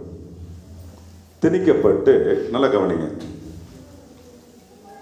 2ஆம் நூற்றாண்டிலிருந்து, அந்த கான்ஸ்டன்டைன் வந்த 3ஆம் நூற்றாண்டிலிருந்து ரோமன் கேத்தலிசம் கிறிஸ்தவத்தை டாமினேட் பண்ண துவங்கி 15ஆம் நூற்றாண்டு வரைக்கும், நான் சொல்றது நல்லா கவனிங்க, வேதத்தை ஒரு கிறிஸ்தவன் இப்படி தொடக்கூட முடியாது. அப்படி தொட்டு இப்படி திறக்க முடியாது. வேதத்தை தொடவோ அதை திறக்கவோ வாசிக்கவோ முடியாது. யாரு? புறஜாதி இல்லை, கிறிஸ்தவன். அப்படி வேதத்தை யாராவது ஒருத்தன் ஆர்வத்தில் போய், ஆர்சி சபையில் அங்கெல்லாம் 15th செஞ்சுரிக்கு ஆர்சி தான், யாராவது ஆர்வத்தில் போய் பைபிள் ஏதாவது திறந்துட்டான் அப்படின்னா, வாசிச்சிட்டான் அப்படின்னா, அது கொலை குற்றம். வேதத்தை திறந்ததுக்காக கொன்னுடுவான். நீங்கள் வேணும்னா ஹிஸ்டரி செக் பண்ணிக்கங்க. எது வரைக்கும்? முதல் நூற்றாண்டில் சத்திய வசன மலை, கிறிஸ்துவின் உபதேசமும் ஆவியானவருடைய உபதேசமும் அப்போஸ்தலர்கள் வழியாக பொழிந்தருளப்பட்ட போது, அந்த முன்மாறி மலை உபதேச முன்மாறி உபதேச மலை பொழிந்தருளப்பட்ட போது ஒரே பிரசங்கத்தில் பெரும் மறுவடை. அப்போஸ்தலர் காலம் முடிவடைந்த பிறகு 2ஆம் நூற்றாண்டிலிருந்து துவங்கி 3ஆம் நூற்றாண்டெல்லாம் தீவிரமடைந்து 15 நூற்றாண்டு வரைக்கும் வேதத்தை தொடவே முடியாது. வேதத்தை தொடவே முடியாத போது நல்ல கவனிங்க, எப்படி ஒருவன் சத்தியத்தை அறிகிற அறிவடைவான்? சத்தியத்தை எப்படி மேய்ந்து கொள்வான்? நான் சொல்றது புரியுதா? அப்ப வேற என்னதான் நடந்தது அப்படின்னு கேட்டீங்கன்னா, ஆர்சியில் ஏகப்பட்ட நூற்றுக்கணக்கான உபதேச கோட்பாடுகளை உருவாக்கினாங்க. அந்த உபதேச கோட்பாடுகள்ல பாவம் பண்ணி போயிடுமா, இன்னென்ன பாவத்துக்கு இவ்வளோ ரேட்டு, அதுக்கான ஃபீஸை கட்டிட்டு பாவம் பண்ணி சீட்டு வாங்கிட்டு போயிட்டே இருக்கு. நீ என்னென்ன பாவம் செய்து எல்லாத்தையும் கொண்டு வா. என்னென்ன பாவம், ஒரு பாவத்துக்கு இந்த பாவத்துக்கு இந்த ரேட், இந்த பாவத்துக்கு இந்த ரேட். என்னது டாரிஃபியா? டபுள் பெட்ரூம்னா அதுக்கு இந்த ரேட்டு, சிங்கிள் பெட்ரூம்னா அதுக்கு இந்த ரேட்டு, அதில் ஏசி இருக்கணும்னா இந்த ரேட்டு, அப்புறம் இல்லை டிவியெல்லாம் போட்டு கொஞ்சம் கொஞ்சம் சூட் இருக்கணும்னா அதுக்கு இந்த ரேட். அந்த மாதிரி டாரிஃபு. ஆமாம், காசை கட்டிட்டு பாவம் பண்ணி வச்சுட்டு வாங்கிட்டு போயிட்டே. விளங்குதா? நூற்றுக்கணக்கான உபதேச கொள்கை. அப்புறம் மரியாள் வழியாக தான், மரியாள் வழியாக வேண்டுதல், அப்புறம் சின்னப்பர் வழியாக வேண்டுதல், அப்புறம் சித்தப்பர் வழியாக வேண்டுதல்.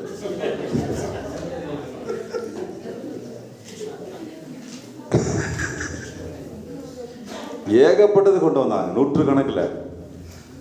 எது வரைக்கும்? பைபிளை தொடவே முடியாது. வேதத்தை அறியாமல் எப்படி ஒருவன் சத்தியவானா மாறுறது? வேதம் என்ன சொல்றது? சத்தியத்தையும் அறிவீர்கள், சத்தியம் தானே விடுதலையாக்கும். எங்க தொடவே முடியாது. விளங்க முடியுதா? 15 நூற்றாண்டுகள் வேதத்தை மூடி பூட்டு போட்டான். அதுக்கு மேல எக்ஸ்ட்ரா போட்டு என்ன போட்டு, ஹீப்ருவும் கிரீக்கிலும் இருந்த வேதத்தை லத்தீனுக்கு மொழிபெயர்த்து லத்தீன்ல மட்டும்தான் அஃபீஷியலா இருக்கும். அந்த லத்தீன் மொழியை ஆர்சியை சேர்ந்த பிஷப்பு, ஃபாதரு, மதரு, சிஸ்டர், தம்பிங்க இவங்கெல்லாம் அவங்க மட்டும் தான் படிக்கணும்.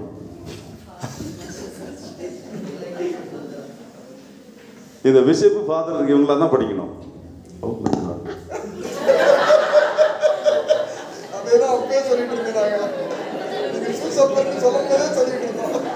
சரி, கேட்டுக்குங்க, நல்லா கேட்டுக்குங்க.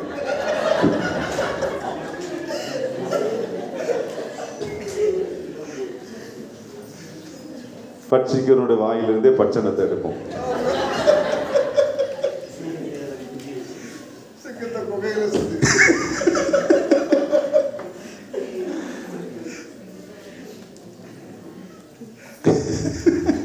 Praise the Lord. 15 centuries வேதத்தை தொட முடியாதபடி கடைச்சு போட்டாங்க, லாக் போட்டாங்க. அதை லத்தீன் மொழியில் மாற்றி அவங்க மட்டும்தான் படிக்கணும், வேற யாரும் படிக்கக்கூடாது. படித்தா அது கொலை குற்றம். இப்படி 15 நூற்றாண்டு வேதமே கிடையாது. மெல்ல மார்ட்டின் லூத்தர் எழுப்பப்பட்டார். டைம் லைன் கவனிங்க. 15ஆம் நூற்றாண்டில் மார்ட்டின் லூத்தரை எழுப்பி என்னென்னதெல்லாம் தவறான உபதேசம், இதெல்லாம் ஏற்றுக்கொள்ள முடியாது அப்படின்னு சொன்னவனே, அப்படியா நீ புராட்டஸ்ட் தப்பி வெளில போ. புராட்டஸ்ட்னா என்ன?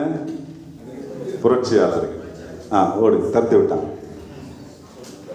மார்ட்டின் லூத்தர் வழியா லுத்தரன், அப்புறம் அதை தொடர்ந்து மெத்தடிஸ்ட், அதை தொடர்ந்து பாப்டிஸ்ட், அதை தொடர்ந்து டிஎல்சி, அதை தொடர்ந்து சிஎன்ஐ, சிஎஸ்ஐ. இதெல்லாம் எல்லாருமே ஒட்டுமொத்தமாக ப்ராட்டஸ்டன்ட். இவங்களுடைய டைமில் என்ன, 1517 மார்ட்டின் லூத்தர் வெளியில் வரார் 1517. அப்படின்னா எத்தனாவது நூற்றாண்டு அது? 16ஆம் நூற்றாண்டின் துவக்கம். அந்த 16th செஞ்சுரியிலிருந்து 19th செஞ்சுரி முடிவடைகிற வரைக்கும் இந்த ப்ராட்டஸ்டன்ட்ஸ், அதாவது CSI, Lutheran, Methodist, Baptist, DLC, CNI, CSI, இவங்க எல்லாம் இந்த சுவிசேஷத்தை ஜனங்களுக்கு அறிவிப்பதற்கும், சுவிசேஷம் எப்போ ஆரம்பிக்குது? 1ஆம் நூற்றாண்டில் அப்போஸ்தலன் அறிவிச்சான். அதுக்கப்புறம் ஊற்றி மூடிட்டாங்க. அதுக்கப்புறம் 15th செஞ்சுரியில் மார்ட்டின் லூதர் எழுதின பிறகு 16th செஞ்சுரியிலிருந்து 19th செஞ்சுரியுடைய எண்டு வரைக்கும் சுவிசேஷத்தை அறிவிக்கவும் வேதத்தை மொழிபெயர்த்து அந்தந்த மொழியில் கொடுப்பதற்குமான வேலையை துவங்கினாங்க. அதன் விளைவாக 1611 1611 முதல் முறையாக கிங் ஜேம்ஸ் முதல் முறையாக வந்தது. King James புரியுதில்ல? 16th செஞ்சுரியில் 1611, அதாவது 17ஆம் நூற்றாண்டில் 1611. அதன் பிறகு இந்த சுவிசேஷ ஊழியங்கள் மொழிபெயர்ப்பெல்லாம் நடந்து கொண்டிருக்க போகும்போது கரெக்டாக 1703 சீகன் பால்க் அப்படிங்கிறதான ஜெர்மனி மிஷனரி டச்சிலேருந்து போர்ச்சுகீஸ்லேருந்து வர்றார். ஜெர்மனி சேர்ந்த ஆள் டச்சிலேருந்து வந்து தரங்கம்பாடியில் இறங்கி உயிரை கொடுத்து, நல்லா கவனிங்க, தமிழ் ஐயர்களை கூப்பிட்டு மணலில் எழுதி, மணலில் பீச் மணலில், இப்போவே போய் பாருங்கள் தரங்கம்பாடியாக, நாங்கள் இப்போது அங்கே செமினார்லாம் வச்சுருந்தோம். இப்போவே அது ஒரு சின்ன கிராமம், ஒரு 2-3 தெரு தான் இருக்குது. 1703 என்ன இருந்திருக்கும் அங்கே? விளக்கு, லைட்டு கிடையாது, ஒன்றும் கிடையாது. மணலில் எழுதி தமிழ் படித்து மொழிபெயர்ப்பு துவங்கினாங்க. ரத்தத்தில் விளைந்தது வேதம். விளங்குதா? முதலாவது கிறிஸ்துவின் ரத்தத்தில், அதுக்கப்புறம் பிதா என்னை அனுப்பினது போல உங்களை அனுப்புகிறேன். ரத்தத்தில் தான் விளைஞ்சது. தமிழில் மொழிபெயர்ப்பு கொடுத்தான். இங்கிலீஷுக்கு பிறகு நேராக எது தான்? 1611 கேஜேவி, நேராக அடுத்து தமிழ் தான். மொழிபெயர்ப்புலாம் துவங்கினாங்க. அப்புறம் கரெக்ஷன்ஸு, அதுக்கப்புறம் அடுத்தடுத்து அதெல்லாம் கொளுத்தி விட்டானுங்க. திரும்ப அடுத்து மொழிபெயர்ப்பு. அதுக்கப்புறம் 5 தமிழ் நாடுகள்ல இருந்து, அதாவது தமிழ்நாடுன்னா இந்தியா, இலங்கை, சிங்கப்பூர், மலேசியா, பர்மா, இந்த 5 நாடுகள்ல இருந்து தமிழ் அறிஞர்கள்லாம் சேர்ந்து எல்லாத்தையும் அந்த கரெக்ஷன்ஸ்லாம் செய்து பர்ஃபெக்ஷன்லாம் செய்து 1850 தான் முதல் முறையாக இந்த பவர் எடிஷன் அப்படிங்கிறதான இந்த பைபிள், பவர் எடிஷன் 1850 சென்னை வேப்பேரியில் தான் இதை முதல் முறையாக டெடிகேட் பண்ணாங்க. 1850 பைபிள் இப்போ எப்போ தான் கைக்கு வருது? 15 நூற்றாண்டு கிடையாது. 16ஆம், அதாவது 1611 கேஜேவி வந்தாலும் கேஜேவி எல்லாரிடத்திலும் கிடையாது. அதெல்லாம் கேஜிவி அந்த 1611 என்ன காப்பி பிரிண்ட் ஆச்சோ அதனுடைய காப்பி அது அப்படியே, அதை ஒரு எழுத்து கூட மாற்றாம அப்படியே ரீபிரிண்ட் வந்து இப்போ 400வது வருஷம் அந்த செரமனியில், 400வது வருஷம் அந்த செரமனியில் அப்படியே ரீபிரிண்ட் கொடுத்தாங்க. அன்னைக்கு என்ன இருந்ததோ அது அப்போ ஒரு எழுத்து கூட மாறாம அந்த காப்பிலாம் நாங்கள் வச்சுருக்கோம், எடுத்து வாங்கி வச்சுருக்கோம். கிங் ஜேம்ஸ் கையில் வச்சுருந்தாலே அதெல்லாம் பெரிய ராயல் ஃபேமிலிஸ் தான் வச்சுருப்பாங்க. பைபிள் கிடையாது, ஒரு ஆர்டினரி பீப்புள் கையில். 1850 தான் இது முதல் முறையாக. இங்கிலீஷ்க்கு அடுத்தது எது தான்? வேறெல்லாம் கிடையாது, தமிழ் தான். ஏசியாவிலே முதல்ல டிரான்ஸ்லேட் பண்ணப்பட்ட, முதல்ல பிரிண்ட்டுக்கு வந்தது எதுதான்? பைபிள் தான். பேப்பரில் பிரிண்ட் ஆனது தமிழ் தான், இந்த பைபிள் தான், அதுலேயும் தமிழில் தான். சரி, ஓகே. இப்போ 1850 முதல் முறையாக வந்தது. இப்போ எத்தனை ஆண்டுகள் ஆகியிருக்கு? 2000, இது ஒரு 23 இயர்ஸ், 173 வருஷம் தான் ஆகுது இந்த பைபிள் கைக்கு வந்து, இங்கிலீஷ்க்கு அப்புறம். இப்போ நல்லா சிந்திங்க.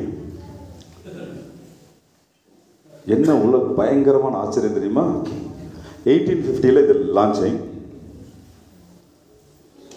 1906 பெண்டகாஸ்டலிசம் ஆரம்பிக்குது. 1906 பெண்டகாஸ்டலிசம் வெஸ்ட்ல ஆரம்பிச்சது.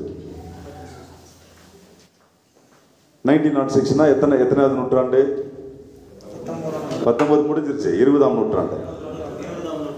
20ஆம் நூற்றாண்டுடைய துவக்கம் பெண்டகாஸ்டலிசம் துவங்குது. ஆவியானவர் இந்த பெந்தகோஸ்து இயக்கங்கள் ஆகிய இந்த மூமெண்ட்ஸை உருவாக்குறார். மிகப்பெரிய எழுப்புதல் இது 1906 ஆரம்பிக்குதுல. 1903 1902 பில்லி கிரஹாம் இப்பதான் இறந்தாரு 100 வயசுல. மிக பயங்கரமான எழுப்புதல். பெண்டகாஸ்டலிசம் ஆரம்பிச்சது, அப்படியே உலகம் முழுக்க பரவுச்சு. பரவி 1960-70 வரைக்கும் பயங்கரமான எழுப்புதல். ஆமா ஆமா அதுல ஏதோ சொல்றாங்க ஸ்பிரிட் அவங்களுடைய ரிவைவல் காரிஸ்மேட். ஓகே ஆமா அவங்களும் உள்ள ஆமா எழும்ப ஆரம்பிக்கும். வெளியே வந்தாங்க இப்போ ஆமாம் கரெக்டு, அதில் தான் வெளில வந்தாங்க. இப்போ கரெக்டாக கூர்ந்து கவனிச்சிங்கன்னா, முதல் நூற்றாண்டில் அப்போஸ்தலர்கள் வழியாக இந்த சத்திய வசன மழை, முன்மாறி மழை ஊற்றப்பட்டது.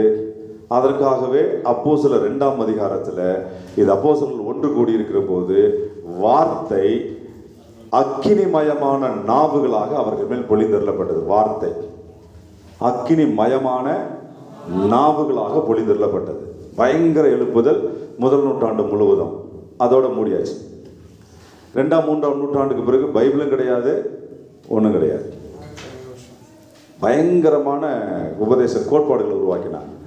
அப்புறம் மெல்ல எப்படியோ 15ஆம் நூற்றாண்டுக்கு பிறகு பிரிந்து வேதம் எல்லாம் கொண்டு வரப்பட்டது. சுவிசேஷம் போனது, மொழிபெயர்ப்பு நடைபெற்றது. 20ஆம் நூற்றாண்டில் வேத மொழிபெயர்ப்புக்கு முடித்து கைக்கு வருது. 20ஆம் நூற்றாண்டில் 1906 பெண்டகாஸ்டலிசம் ஆரம்பித்து ஆவிக்குரிய உபதேசங்கள் அடிச்சு நொறுக்கினாங்க. மனம் திரும்புதல், பாவ மன்னிப்பு, ரட்சிப்பு, பரிசுத்தம், தேவபக்தி எல்லாம் அடிச்சு நொறுக்கினாங்க.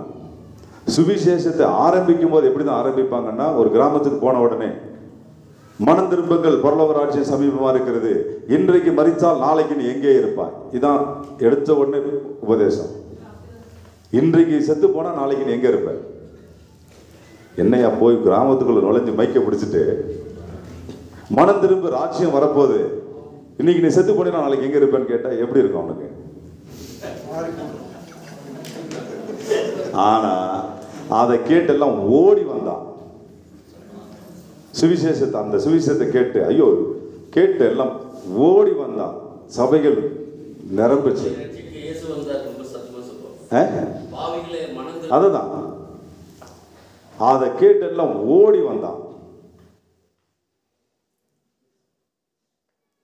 அந்த 1906 பெண்டகாஸ்டம் ஆரம்பிச்சது, அப்படியே வளர்ந்தது. 1960 வரைக்கும் 70 வரைக்கும் நல்லா ஓடிச்சு ஆவிக்குரிய உபதேசங்கள். 1980s பிறகு இந்த ஆவிக்குரிய உபதேசத்தில் வஞ்சகத்தை உள்ள கொண்டு வந்தாங்க, இன்ஜெக்ட் பண்றான். மகா பாவிகள் ஏகப்பட்ட உபதேச கோளாறுகளை உண்டு பண்ணினாங்க. வேதத்தெல்லாம் புரட்ட துவங்கினாங்க. வஞ்சக உபதேசம் உள்ள கொண்டு வரப்பட்டது. அந்த மனசாட்சியில சூடுண்டு போன பொய்யருடைய மாயத்தினாலே வஞ்சிக்கிற பிசாசின் உபதேசத்துக்கு செவி கொடுக்க துவங்கி பெண்டகாஸ்டலிசமும் விலக ஆரம்பிச்சது. இப்போ 1980 அப்படி ஆரம்பிச்சு அப்படியே துவங்கி 2000 வரைக்கும் வளர்ந்துட்டே போச்சு. எது இந்த பெண்டகாஸ்டலிசம் 1906 1960-70 வரைக்கும் நல்லா போச்சு. 80s பிறகு எல்லாமே டவுன்ஃபால், வஞ்சக உபதேசம் திரும்ப ஆரம்பிச்சது. 2000 பிறகு பார்த்தீங்கன்னா வஞ்சக உபதேசம் தான் முதன்மையானதாக மாறிச்சு. 2020 பிறகு வஞ்சக உபதேசம் மட்டும்தான் கிறிஸ்தவத்துக்குள் ஓடிட்டு. இந்த மனசாட்சியில சூடுண்ட பொய்யருடைய மாயத்தினாலே வஞ்சிக்கிற பிசாசுகளின் உபதேசத்திற்கு செவி கொடுத்து விசுவாசத்தை விட்டு விலகி போவார்கள். நீங்க கிறிஸ்தவத்துக்குள்ள திரும்புற பக்கமெல்லாம் வஞ்சக உபதேசங்கள், பொருளாசையாகிய விக்கிரக ஆராதனை. இந்த பொருளாசையை சர்வசாதாரணம் உள்ள கொண்டு வந்துட்டாங்க. ஒரு திருட்டு பைய சொல்றான், என்கிட்ட வீடியோ இருக்கு. அவன் சிங்கப்பூர்ல ஊழியத்துக்கு போனானா. ஊழியத்தில் போகும்போது அவனுக்கு ஹோட்டலில், ஸ்டார் ஹோட்டலில் ரூம் கொடுத்துருந்தாங்களாம். அடுத்த நாள் சாயந்தரம் மீட்டிங். ஹோட்டலில் உட்காந்துருக்கிற போது பேசி சொன்னாராம், இன்றைக்கு உன்னுடைய மீட்டிங்கில் I will give you 3 lakhs உனக்கு காணிக்க அப்படின்னு ஏசு அவன் ஹோட்டல் ரூமுக்கு வந்து சொன்னாராம். திருட்டு பையன். உடனே அவன் சொன்னானா, ஐயோ எனக்கு 3 lakhsனா பத்தாது. ஓ அப்படியா, okay I will give you 6 lakhs. யாரு? ஏசு சொன்னாரா. திருப்பி உடனே அதெல்லாம் முடியாது, என்ன இவ்வளோ கம்மியாக கொடுக்குறீங்க? ஓ அப்படியா, இது பத்தாதா, சரி I will give you 9 lakhs. யாரு? ஏசு சொன்னாரா. அப்பவும் அதெல்லாம் முடியாதுன்னு சொல்ல போனானா, நீங்கள் பெரிய ஆண்டவர், நீங்கள் என்னங்க இவ்வளோ 9 lakhsலாம் உங்களுக்கு சாதாரண மேட்ரு அப்படின்னு அதுவும் பத்தாதுன்னு சொல்ல போனானா, அதுக்குள்ளே அந்த ரூம் பாய் வந்து கதவை தட்டிட்டானா.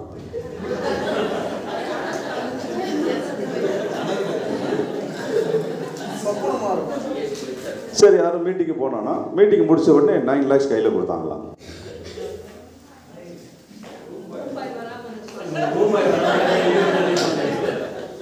இவரே வந்து சர்ச்சில் ரூம் பாய் தான் மாறி இருக்கு.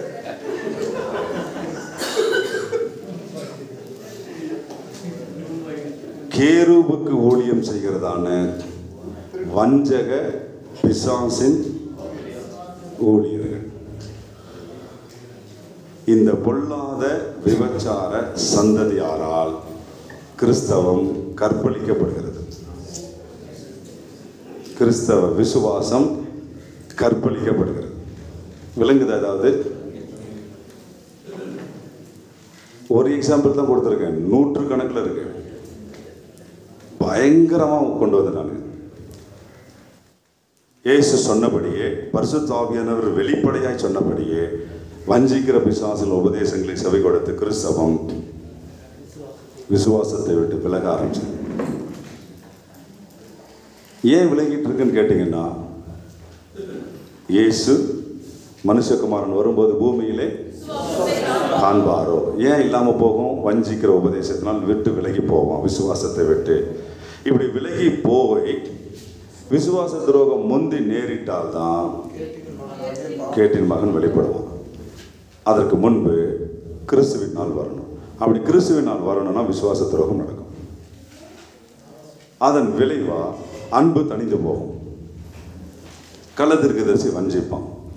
நோவாவின் காலத்தில் நடந்தது போல நடந்து பெண் கொண்டு பெண் கொடுத்து புசித்து குடித்து உணர்வு இல்லாமல், வசனத்தினால் உண்டாகிற உணர்வு இல்லாமல் எல்லாம் உணர்வற்று போயிடுவான். இதெல்லாம் யார் சொன்னது? இயேசு. அப்ப யோவேல் சொன்ன முன்மாறி பின்மாறி என்ன? யோவேல் கடைசி நாட்டில் ஊற்றப்படும் சொன்னானே, அந்த ஊற்றப்படுகிற முன்மாறி முதல் நூற்றாண்டில் அப்போஸ்தலர் காலத்தில் முன்மாறி சத்திய வசனை மிகப்பெரிய எழுப்புதல். அதுக்கு பிறகு 15 நூற்றாண்டு வரைக்கும் மூடியாச்சு, ஊற்றி மூடிட்டான். அதுக்கு பிறகு 19ஆம் நூற்றாண்டு வரைக்கும் 16லிருந்து ஆரம்பித்து 19 வரைக்கும் அப்போதான் வசனம் வெளியில் வருது. வசனம் வெளியில் வந்த உடனே, வேதம் வந்த உடனே பெண்டெகாஸ்டல் ஸ்டார்ட். 20ஆம் நூற்றாண்டில், அதாவது 1906 ஆரம்பித்து 1960-70 வரைக்கும் வசன மலை, சத்திய வசன மலை, பயங்கர எழுப்புதல். இந்தியாவில் எடுத்து செக் பண்ணி பாருங்க. இந்தியாவில் 1906க்கு பிறகுதான் சவுத்தில் இருந்து, எங்கே சவுத்து, திருநெல்வேலி, கன்னியாகுமரி, தூத்துக்குடி, இங்கெல்லாம் அங்கேருந்துலாம் அங்கெல்லாம் ஆரம்பித்து ஏகப்பட்ட மிஷினரி இயக்கங்கள், விஸ்வவாணி, அப்புறம் வந்து ஐஎம்எஸ், என்எம்எஸ், அப்புறம் எஃப்எம்பிபி, அங்கேருந்து தான் எழும்பி இந்தியா முழுக்க சுவிசேஷம். இந்தியாவுடைய எண்டு சதன் பார்ட்டில் துவங்கி, அதுக்கு காரணம் இருக்கு, ஏன் அங்கே துவங்குச்சுன்னு. அங்கே தான் ஆப்போசிட் பார்ட்டிக்கு அவனுடைய இடம். அங்கிருந்து ஆரம்பிச்சு இந்தியா முழுக்க சுவிசேஷம். 1967 வரைக்கும் நல்லா தான் போச்சு. இப்போ 2000க்கு பிறகு அதே மிஷினரி இயக்கங்களை போய் பாருங்க. நாங்கள் நார்த்து ஃபுல்லாக சுற்றி இருக்கிறோம். இதே இப்போ நான் சொன்ன அதே மிஷினரி இயக்கங்கள் உள்ள போய் பாருங்க. கடமைக்கு வேலை செய்யலாம். ஒரு மிஷினரிக்கு ஊழியம்னா என்னன்னு தெரியல, சுவிசேஷம்னா என்னன்னு தெரியல, கடமைக்கு வேலை செய்யலாம். நாங்கள் நேரில் போய் பார்த்துட்டு வந்திருக்கோம் நார்த் இந்தியா ஃபுல்லாக.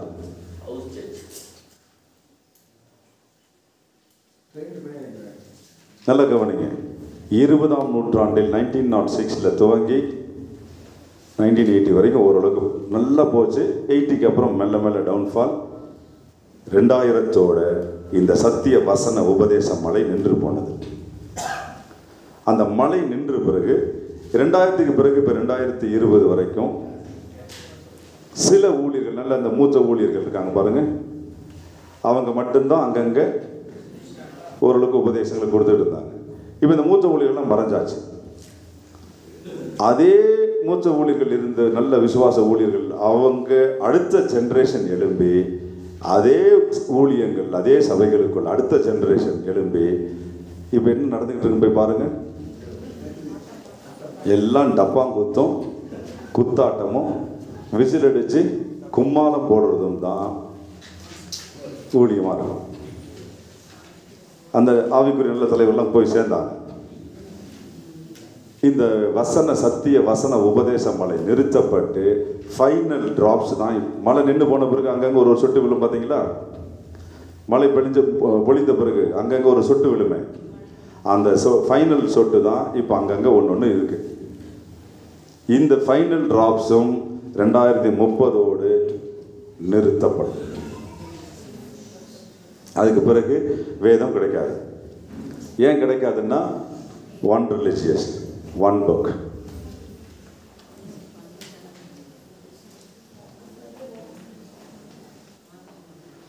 முதல் நூற்றாண்டில் இயேசு உயிர்த்தெழுந்த பிறகு முதல் நூற்றாண்டில் முன்மாறி மிகப்பெரிய எழுப்புதல்.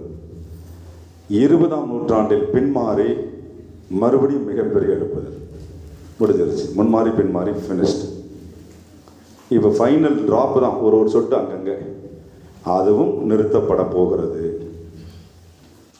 ஏன் நிறுத்தப்பட போகிறதுனா, விசுவாச துரோகம், விசுவாசத்தை விட்டு விலகுவார்கள். இப்போ இந்த ரெண்டு டைம் லைன் ப்ரோக்ராம். என்னென்னு புரிஞ்சுதா? யோவேல் தீர்க்கதரிசியின் மூலமாக சொல்லப்பட்ட அந்த கடைசி நாட்களிலே மாம்சமான யாவர் மேலும் என் ஆவியை ஊற்றுவேன்னு சொன்னார் பாருங்க. அந்த ஊற்றப்படுதல் ஒரு டைம் லைன். என்ன டைம் லைன்? கடைசி நாட்களில் நடக்கும். கடைசி நாள் எது? மொத்தம் 6 நாள் ப்ரோக்ராம். இந்த 6 நாளில் முதல் 4 நாட்கள் பழைய ஏற்பாடு, 4000 இயர்ஸ். அடுத்த 2 நாள் புதிய ஏற்பாடு. மொத்தம் 6 நாள் ப்ரோக்ராமில் கடைசி நாட்கள் எது? கவனிக்கிறீங்களா? 6 நாள் வேலை செய்யணும், 6000 வருஷம். அந்த 6000 வருஷத்தில் முதல் 4 நாள் பழைய ஏற்பாடு, அப்புறம் மீதி எத்தனை நாள் தான்? அப்படின்னா இந்த 2 நாள் தான் கடைசி. தட்ஸ் மீன் 2000 வருஷம். இந்த 2000 வருஷங்கிறது கிறிஸ்துவின் உயிர்த்தெழுதலிலிருந்து வருகை வரைக்கும். இந்த கடைசி 2 நாள் இருக்கு பார்த்தீங்களா? இந்த கடைசி 2 நாட்களிலே முதல் நூற்றாண்டில் முன்மாறி 20ஆம் நூற்றாண்டில் பின்மாறி. இப்போ நாம் வாழ்ந்துட்டு இருக்கிறது 21ஆம் நூற்றாண்டு.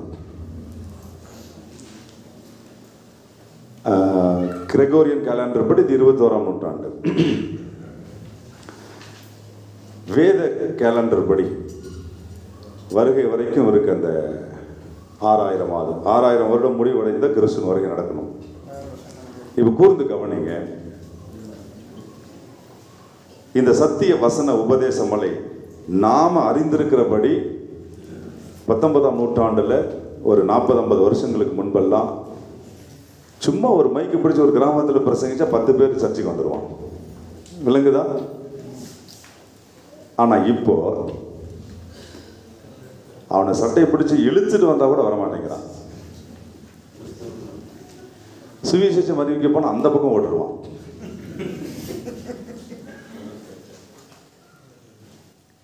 அங்கே பக்கத்தில் ஏதாவது ப்ரேயர் மீட்டிங் அப்படின்னா பக்கத்தில் இருக்கிற மற்ற ரிலீஜியன் மதங்களை சேர்ந்தவங்களாம் வந்து உட்காந்துருவான்.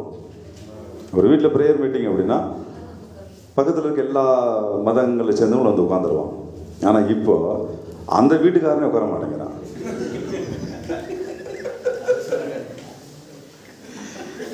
கணவன் வந்தால் மனைவி வருதில்லை, மனைவி வந்தால் கணவன் வருதில்லை, இதில் யாராவது ஒருத்தர் வந்தால் பிள்ளைகள் வர்றதில்லை. எங்கேயா போயிட்டீங்க? நாங்கள் ரொம்ப பிஸி.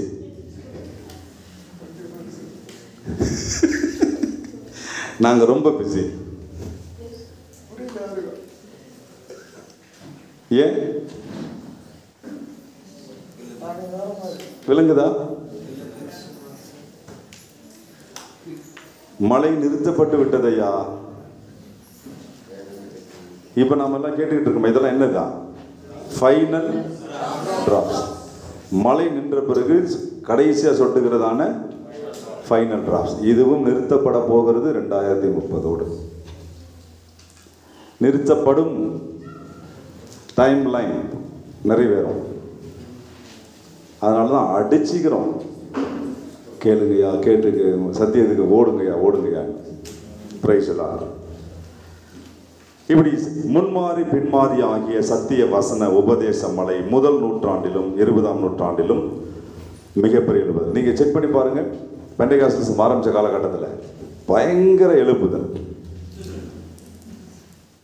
இப்போ சுவிசேஷம் அறிவிக்க முடியல. அறிவிக்க முடியுதா?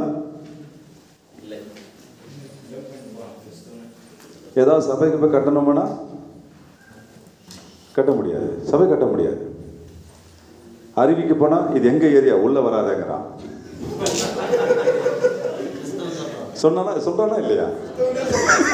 அது கரெக்ட். இது ரொம்ப கொடுமையா. மற்ற மதத்துக்காரன் சொன்னா கூட பரவாயில்ல, கிறிஸ்தவனே வந்து சொல்றான் இது எங்க ஏரியா, உள்ள வராத. இங்க சிஎஸ் இருக்கு, இங்க வந்து ஏஜ் இருக்கு, அங்க வந்து பிஜி இருக்கு, இங்க வந்து டிஜி இருக்கு, அதனால உள்ள வராத.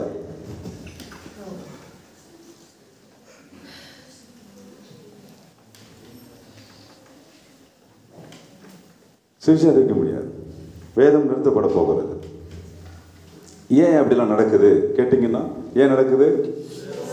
மனுஷகுமாரன் வரும் நாட்களிலே விசுவாச துரோகம் முந்தி நேரிடும். விசுவாசத்தை காண்பாரோ பஞ்சக உபதேசம் செவி கொடுத்து விசுவாசத்தை விட்டு விலகுவான். கள்ள உபதேசங்களினாலும் கள்ள தீர்க்க தரிசனங்களும் வஞ்சிக்கப்படுவார்கள். அன்பு தணிந்து போகும். செக் பண்ணி பாருங்க, இதான் நடந்துட்டு இருக்கா இல்லையா? அப்ப யோவேல்ல சொன்ன வசனம் அது தேவனுடைய வசனம் இல்லையா? அது நிறைவேறுமா நிறைவேறாதா? நிறைவேறிய தீரும். ஆனால் அதற்கு நியமிக்கப்பட்ட டைம் லைன், கடைசி நாட்கள், கடைசி 2 நாள் இருக்கு பாருங்க, 2000 வருஷம். இந்த கடைசி நாட்கள்ல முதல் நூற்றாண்டில் முன்மாறி 20ஆம் நூற்றாண்டில் பின்மாறி, அந்த 2 நூற்றாண்டில் தான் நீங்க வேணும்னா வரலாற்றை செக் பண்ணிக்கோங்க. இந்த 2 நூற்றாண்டில் தான் மிகப்பெரிய எழுப்புதல் நடந்தது. இதுக்கு இடைப்பட்ட 18 நூற்றாண்டெல்லாம் எல்லாம் ட்ரை தான். அந்த ப்ராட்டஸ்டன்ட்ஸ் வந்த பிறகுதான் அங்கங்க சுவிசேஷம் மெல்ல போக ஆரம்பிச்சது. பெண்டெகாஸ்டலிசம் வந்து, அதாவது வேதம் கைக்கு வந்து பெண்டெகாஸ்டலிசம் ஆரம்பிச்ச பிறகுதான் 20ஆம் நூற்றாண்டுல பெரிய எழுப்புதல். இப்ப எழுப்புதெல்லாம் முடிஞ்சிருச்சு. இனி சபைகளில் கிறிஸ்தவர்களை கொண்டு வந்து உட்கார வைக்கிறதுக்கே பெரும் பாடுபடணும். அவங்களுக்கு சட்டையை பிடிச்சி இழுத்தா கூட வரமாட்டாங்க. ஏன் இப்படி நடக்குதுன்னு கேட்டீங்கன்னா, வசன உபதேச மலை நிறுத்தப்பட்டு விட்டது. இன்னும் ஒரு குறிப்பு மட்டும் கொஞ்சம் கவனமாக விளங்கணும். இப்படி அந்த கடைசி நாட்களில் மாம்சமான யாவர் மேலும் ஆவியை ஊற்றுவேன். ஆவி ஊற்றப்படும் போது உங்கள் குமாரர் குமாரத்திகள், வாலிபர், மூப்பர், ஊழியக்காரர், ஊழியக்காரர்கள் எல்லாரும் தீர்க்க தரிசனம் சொல்லுவார்கள் என்று அறிவிக்கப்பட்டிருக்கு. நல்லா கவனிங்க. ஆவி ஊற்றப்பட்ட என்ன நடக்கும்? எல்லாரும் தீர்க்க தரிசனம் சொல்லுவோம். குமாரர் குமாரத்தி, வாலிபர், மூப்பர் எல்லாரும், ஊழியர் ஊழியக்காரர் எல்லாரும். என்ன தீர்க்க தரிசனம்?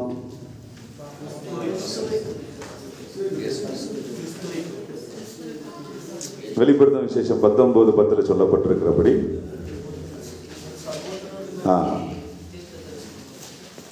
இயேசுவை பற்றிய சாட்சி தீர்க்க தரிசனத்தின் ஆவி.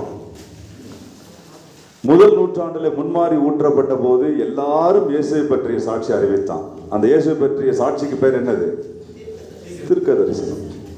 20ஆம் நூற்றாண்டில் பின்மாறி ஊற்றப்பட்ட போது ஆவியை பெற்ற எல்லாருமே அறிவிக்க ஆரம்பிச்சான். எதை? இயேசுவை பற்றிய சாட்சியாகிய தீர்க்க தரிசனம். இப்ப தீர்க்க தரிசனத்துக்கு பேர் என்ன கிறிஸ்தவத்துல? உங்களுக்கு ஆண் பிள்ளை கொடுப்பேன், உனக்கு பெண் பிள்ளை கொடுப்பேன், உனக்கு இன்னும் 7 நாள்ல உனக்கு ஃபாரின்ல வேலை கிடைக்கும், உனக்கு வீட்டை தருவேன், காட்டை தருவேன், ரோட்டை தருவேன்.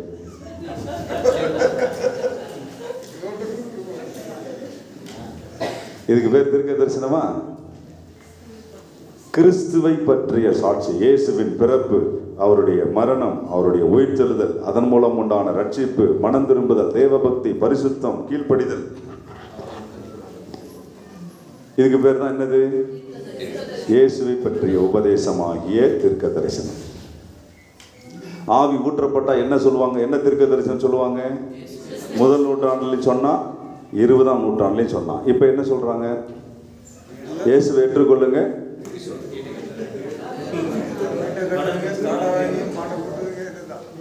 வீட்டை தருவார், காட்டை தருவார், நாட்டை தருவார், ரோட்டை தருவார்.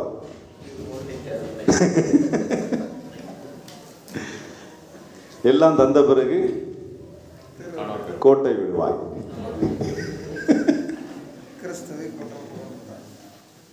கர்த்தாவை தீர்க்க தரிசனம் என்றால் என்ன என்பதை அழிச்சிட்டாங்களே. சரி, அப்படியானால் யோவேல் 2ஆம் அதிகாரம் 28, 29 வசனங்களுடைய டைம் லைன் முதல் நூற்றாண்டும் 20ஆம் நூற்றாண்டும். அடுத்து அதே அந்த யோவேல் 2ஆம் அதிகாரத்தில் 30 முதல் 32 வசனங்கள் வானத்திலும் பூமியிலும் இரத்தம், அக்கினி, புகை ஸ்தம்பங்களாகிய அதிசயங்களை காட்டுவேன். கர்த்தருடைய பெரிதும் பயங்கரமுமான நாள் வரும் முன்னே சூரியன் இருளாகவும் சந்திரன் இரத்தமாகவும் மாறும். அப்பொழுது கர்த்தருடைய நாமத்தை தொழுது கொள்ளுகிறவன் எவனோ அவன் ரட்சிக்கப்படுவான்.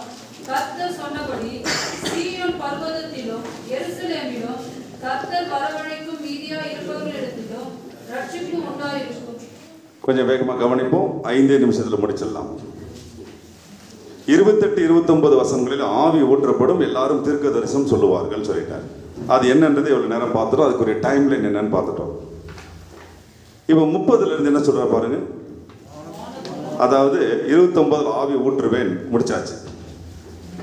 வானத்திலும் பூமியிலும் ரத்தம், அக்கினி, புகை ஸ்தம்பங்கள் ஆகிய அதிசயங்களை காட்டுவேன். கர்த்தருடைய பெரிதும் பயங்கரமான நாள் வரும் முன்னே சூரியன் இருளாக சந்திரன் ரத்தமாக மாறும். அப்படின்னா ஆவி ஊற்றப்படுகிற போது இந்த வானம் பூமி எல்லாம் அக்கினி, புகை ஸ்தம்பமா மாறி சூரியன்லாம் இருளா சந்திரன் ரத்தமா மாறிடுமா? ஆவி ஊற்றப்படும் போது கொஞ்சம் சிந்திங்க. இப்படி சூரியன் சந்திரன் எல்லாம் இருளாக ரத்தமாக மாறி அக்கினி, புகை ஸ்தம்பங்கள்லாம் காட்டுவேன்னு சொல்றாரு. எப்போ? ஆவி ஊற்றப்படும் போதா? இல்ல, 28, 29 வசனத்தினுடைய டைம் லைன் வேற, 30 முதல் 32 வசனங்களுடைய டைம் லைன் வேற. இது எதை பேசிக்கிட்டு இருக்கு? உலகத்தின் முடிவு. அதாவது கிறிஸ்துவின் 2ஆம் வருகை, முதல் வருகை, அதுல ரட்சிப்பு. அடுத்து 2ஆம் வருகை, சபை உயிர்த்தெழுதல். அதுக்கப்புறம் 3ஆம் வருகை, அர்மகெதோன் யுத்தம். யுத்தம் முடிஞ்ச பிறகு 1000 வருட அரசாட்சி. 1000 வருட அரசாட்சி முடிந்த பிறகு வானம் பூமி எல்லாம் அழிக்கப்படும். வானம் பூமி அழிக்கப்படுகிற போது சூரியன் எல்லாம் இருளாக, சந்திரன் ரத்தமாக, அக்கினி, புகை ஸ்தம்பங்களாக மாறும். எப்போது? இந்த வானம் பூமி அழிக்கப்படுகிற நாள். 2ஆம் வருகை, 3ஆம் வருகை, 1000 வருட அரசாட்சி எல்லாம் முடிந்த பிறகு வானம் பூமி அழிக்கப்படும். அப்பொழுது 32ஆம் வசனம் பாருங்க. அப்பொழுது கர்த்தருடைய நாமத்தை தொழுது கொள்கிறவன் எவனோ அவன் ரட்சிக்கப்படுவான். என்னையா இது? வானம் பூமி அழிக்கப்படுகிற நாள்ல ரட்சிப்பா? இது புரியணுமானால் ஐயோ டைம் ஆயிடுச்சு. சுருக்கமா 3 ரட்சிப்பு இருக்கு பாத்துங்க. கடந்த கால ரட்சிப்பு, நிகழ்கால ரட்சிப்பு, எதிர்கால ரட்சிப்பு. அந்த எதிர்கால ரட்சிப்பு எது? எதிர்கால ரட்சிப்பு உயிர் செலுதலாகிய ரட்சிப்பு, நித்திய ஜீவனை சுதந்திரிப்பது. வானம்பூமி அளிக்கப்படுவதற்கு முன்பு, நல்லா கவனிங்க, 1000 வருட அரசாட்சி முடிந்ததற்கு பிறகு வானம்பூமி அளிக்கப்படுவதற்கு முன்பு 6ஆம் வரிசைக்கான உயிர்த்தெழுதல் கொடுக்கப்படும். இந்த 6ஆம் வரிசையின் உயிர்த்தெழுதல் நடந்து அவங்க நித்திய ஜீவனுக்கு வருவான். 7ஆம் வரிசை பாவிகள் உயிர்த்தெழுந்து நித்திய ஆக்கினைக்கு போவான். இந்த 2 வரிசை உயிர்த்தெழுதல் நடந்து முடிந்த உடனே வானம்பூமி அளிக்கப்படும். அப்படின்னா வானம்பூமி அளிக்கப்படுவதற்கு முன்பாக, நல்ல கவனிங்க, 6ஆம் வரிசையிலே உயிர்த்தெழுகிறதான எண்ணிக்கை கடங்காத பெரும் திரள் கூட்டமான இந்த ஜனங்கள் என்ன பண்ணப்படுவான்? உயிர்த்தெழுதல் ஆகிய ரட்சிப்பை பெறுவான். அது எப்ப நடக்கும்? வானம்பூமி அளிக்கப்படுகிறதற்கு முன்பாக. சியோன் பர்வதத்திலும் எருசலேமிலும் கர்த்தர் வரவழைக்கும் மீதியாய் இருப்பவரிடத்திலும் ரட்சிப்பு உண்டாயிருக்கும். அப்படின்னா இவங்க எங்க வந்துருவாங்க? சியோனுக்கும் எருசலேமுக்கும். எந்த சியோன், எந்த எருசலேமுக்கு?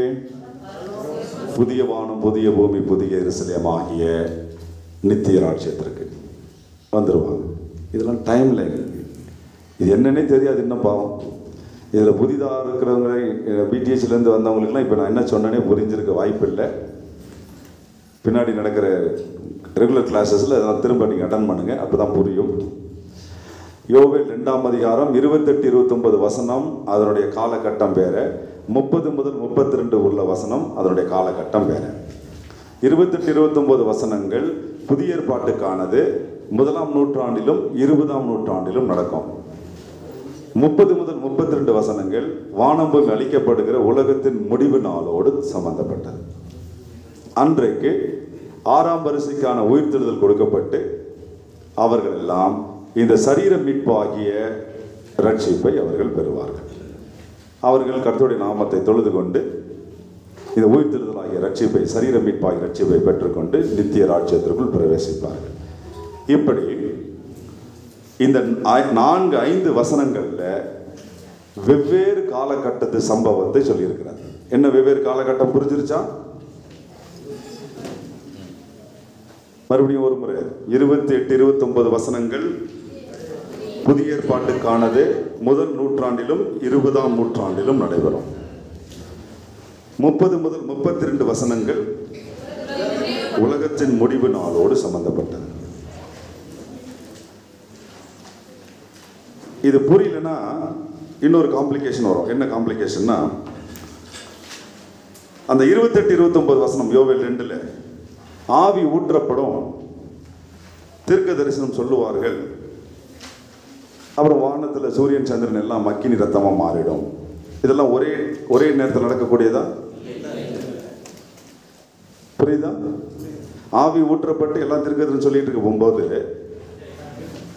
சூரியன் இருளா, சந்திரன் ரத்தமாக மாறி வானம் இதெல்லாம் அக்கினி புகை ஸ்தம்பெல்லாம் உண்டாகுமா? இது என்ன காலகட்டம் செக் பண்ணல பார்த்தீங்களா? இதுக்கு தான் டைம் லைன் புரியணும். டைம் லைன் புரியலன்னா வேஸ்ட். ஆதாம் முதல் கிறிஸ்துவின் 2ஆம் வருகை, 3ஆம் வருகை, உலகம் அழிக்கப்படுதல், நித்தியம் வரைக்கும் வேதம் எதில் ஓடிக்கிட்டு இருக்கு? காலம் என்கிற ஒரு சக்கரத்தில் ஓடிக்கிட்டு இருக்கு. இந்த காலச்சக்கரம் புரிஞ்சாதான் வேதம் விளங்கும். விளங்கிடுச்சா? பிரைஸ் எல்லாம். இன்கேஸ் இதில் ஏதாவது கேள்விகள், சந்தேகங்கள் இருக்குன்னா எத்தனை கேள்விகள் இருந்தாலும் எழுதி நம்மளுடைய ரெகுலர் கிளாஸஸில் கொண்டு வாங்க. இப்போ டைம் இல்லை. நாம் ஜெபித்து முடிக்க இருக்கிறோம். 1 நூற்றாண்டில் தான் எழுப்புதல். அடுத்தது 20ஆம் நூற்றாண்டில் எழுப்புதல். மிகப்பெரிய எழுப்புதல் நடந்தது. இப்பெல்லாம் முடிந்து ஃபைனல் டிராப்ஸ் இதுவும் முடிவுக்கு வந்துருச்சு. ஆகவே எல்லாம் தெளிவாய் விளங்கி சத்தியத்தை மட்டும் பிடித்துக்கொண்டு சத்தியவானாக கிறிஸ்துவின் வருகைக்கு ஆயத்தமாகும். உம்முடைய ராஜ்யம் வருவதாக. நாம் ஜெபிக்க இருக்கிறோம். ஜெபித்து நாம் நிறைவு செய்யலாம்.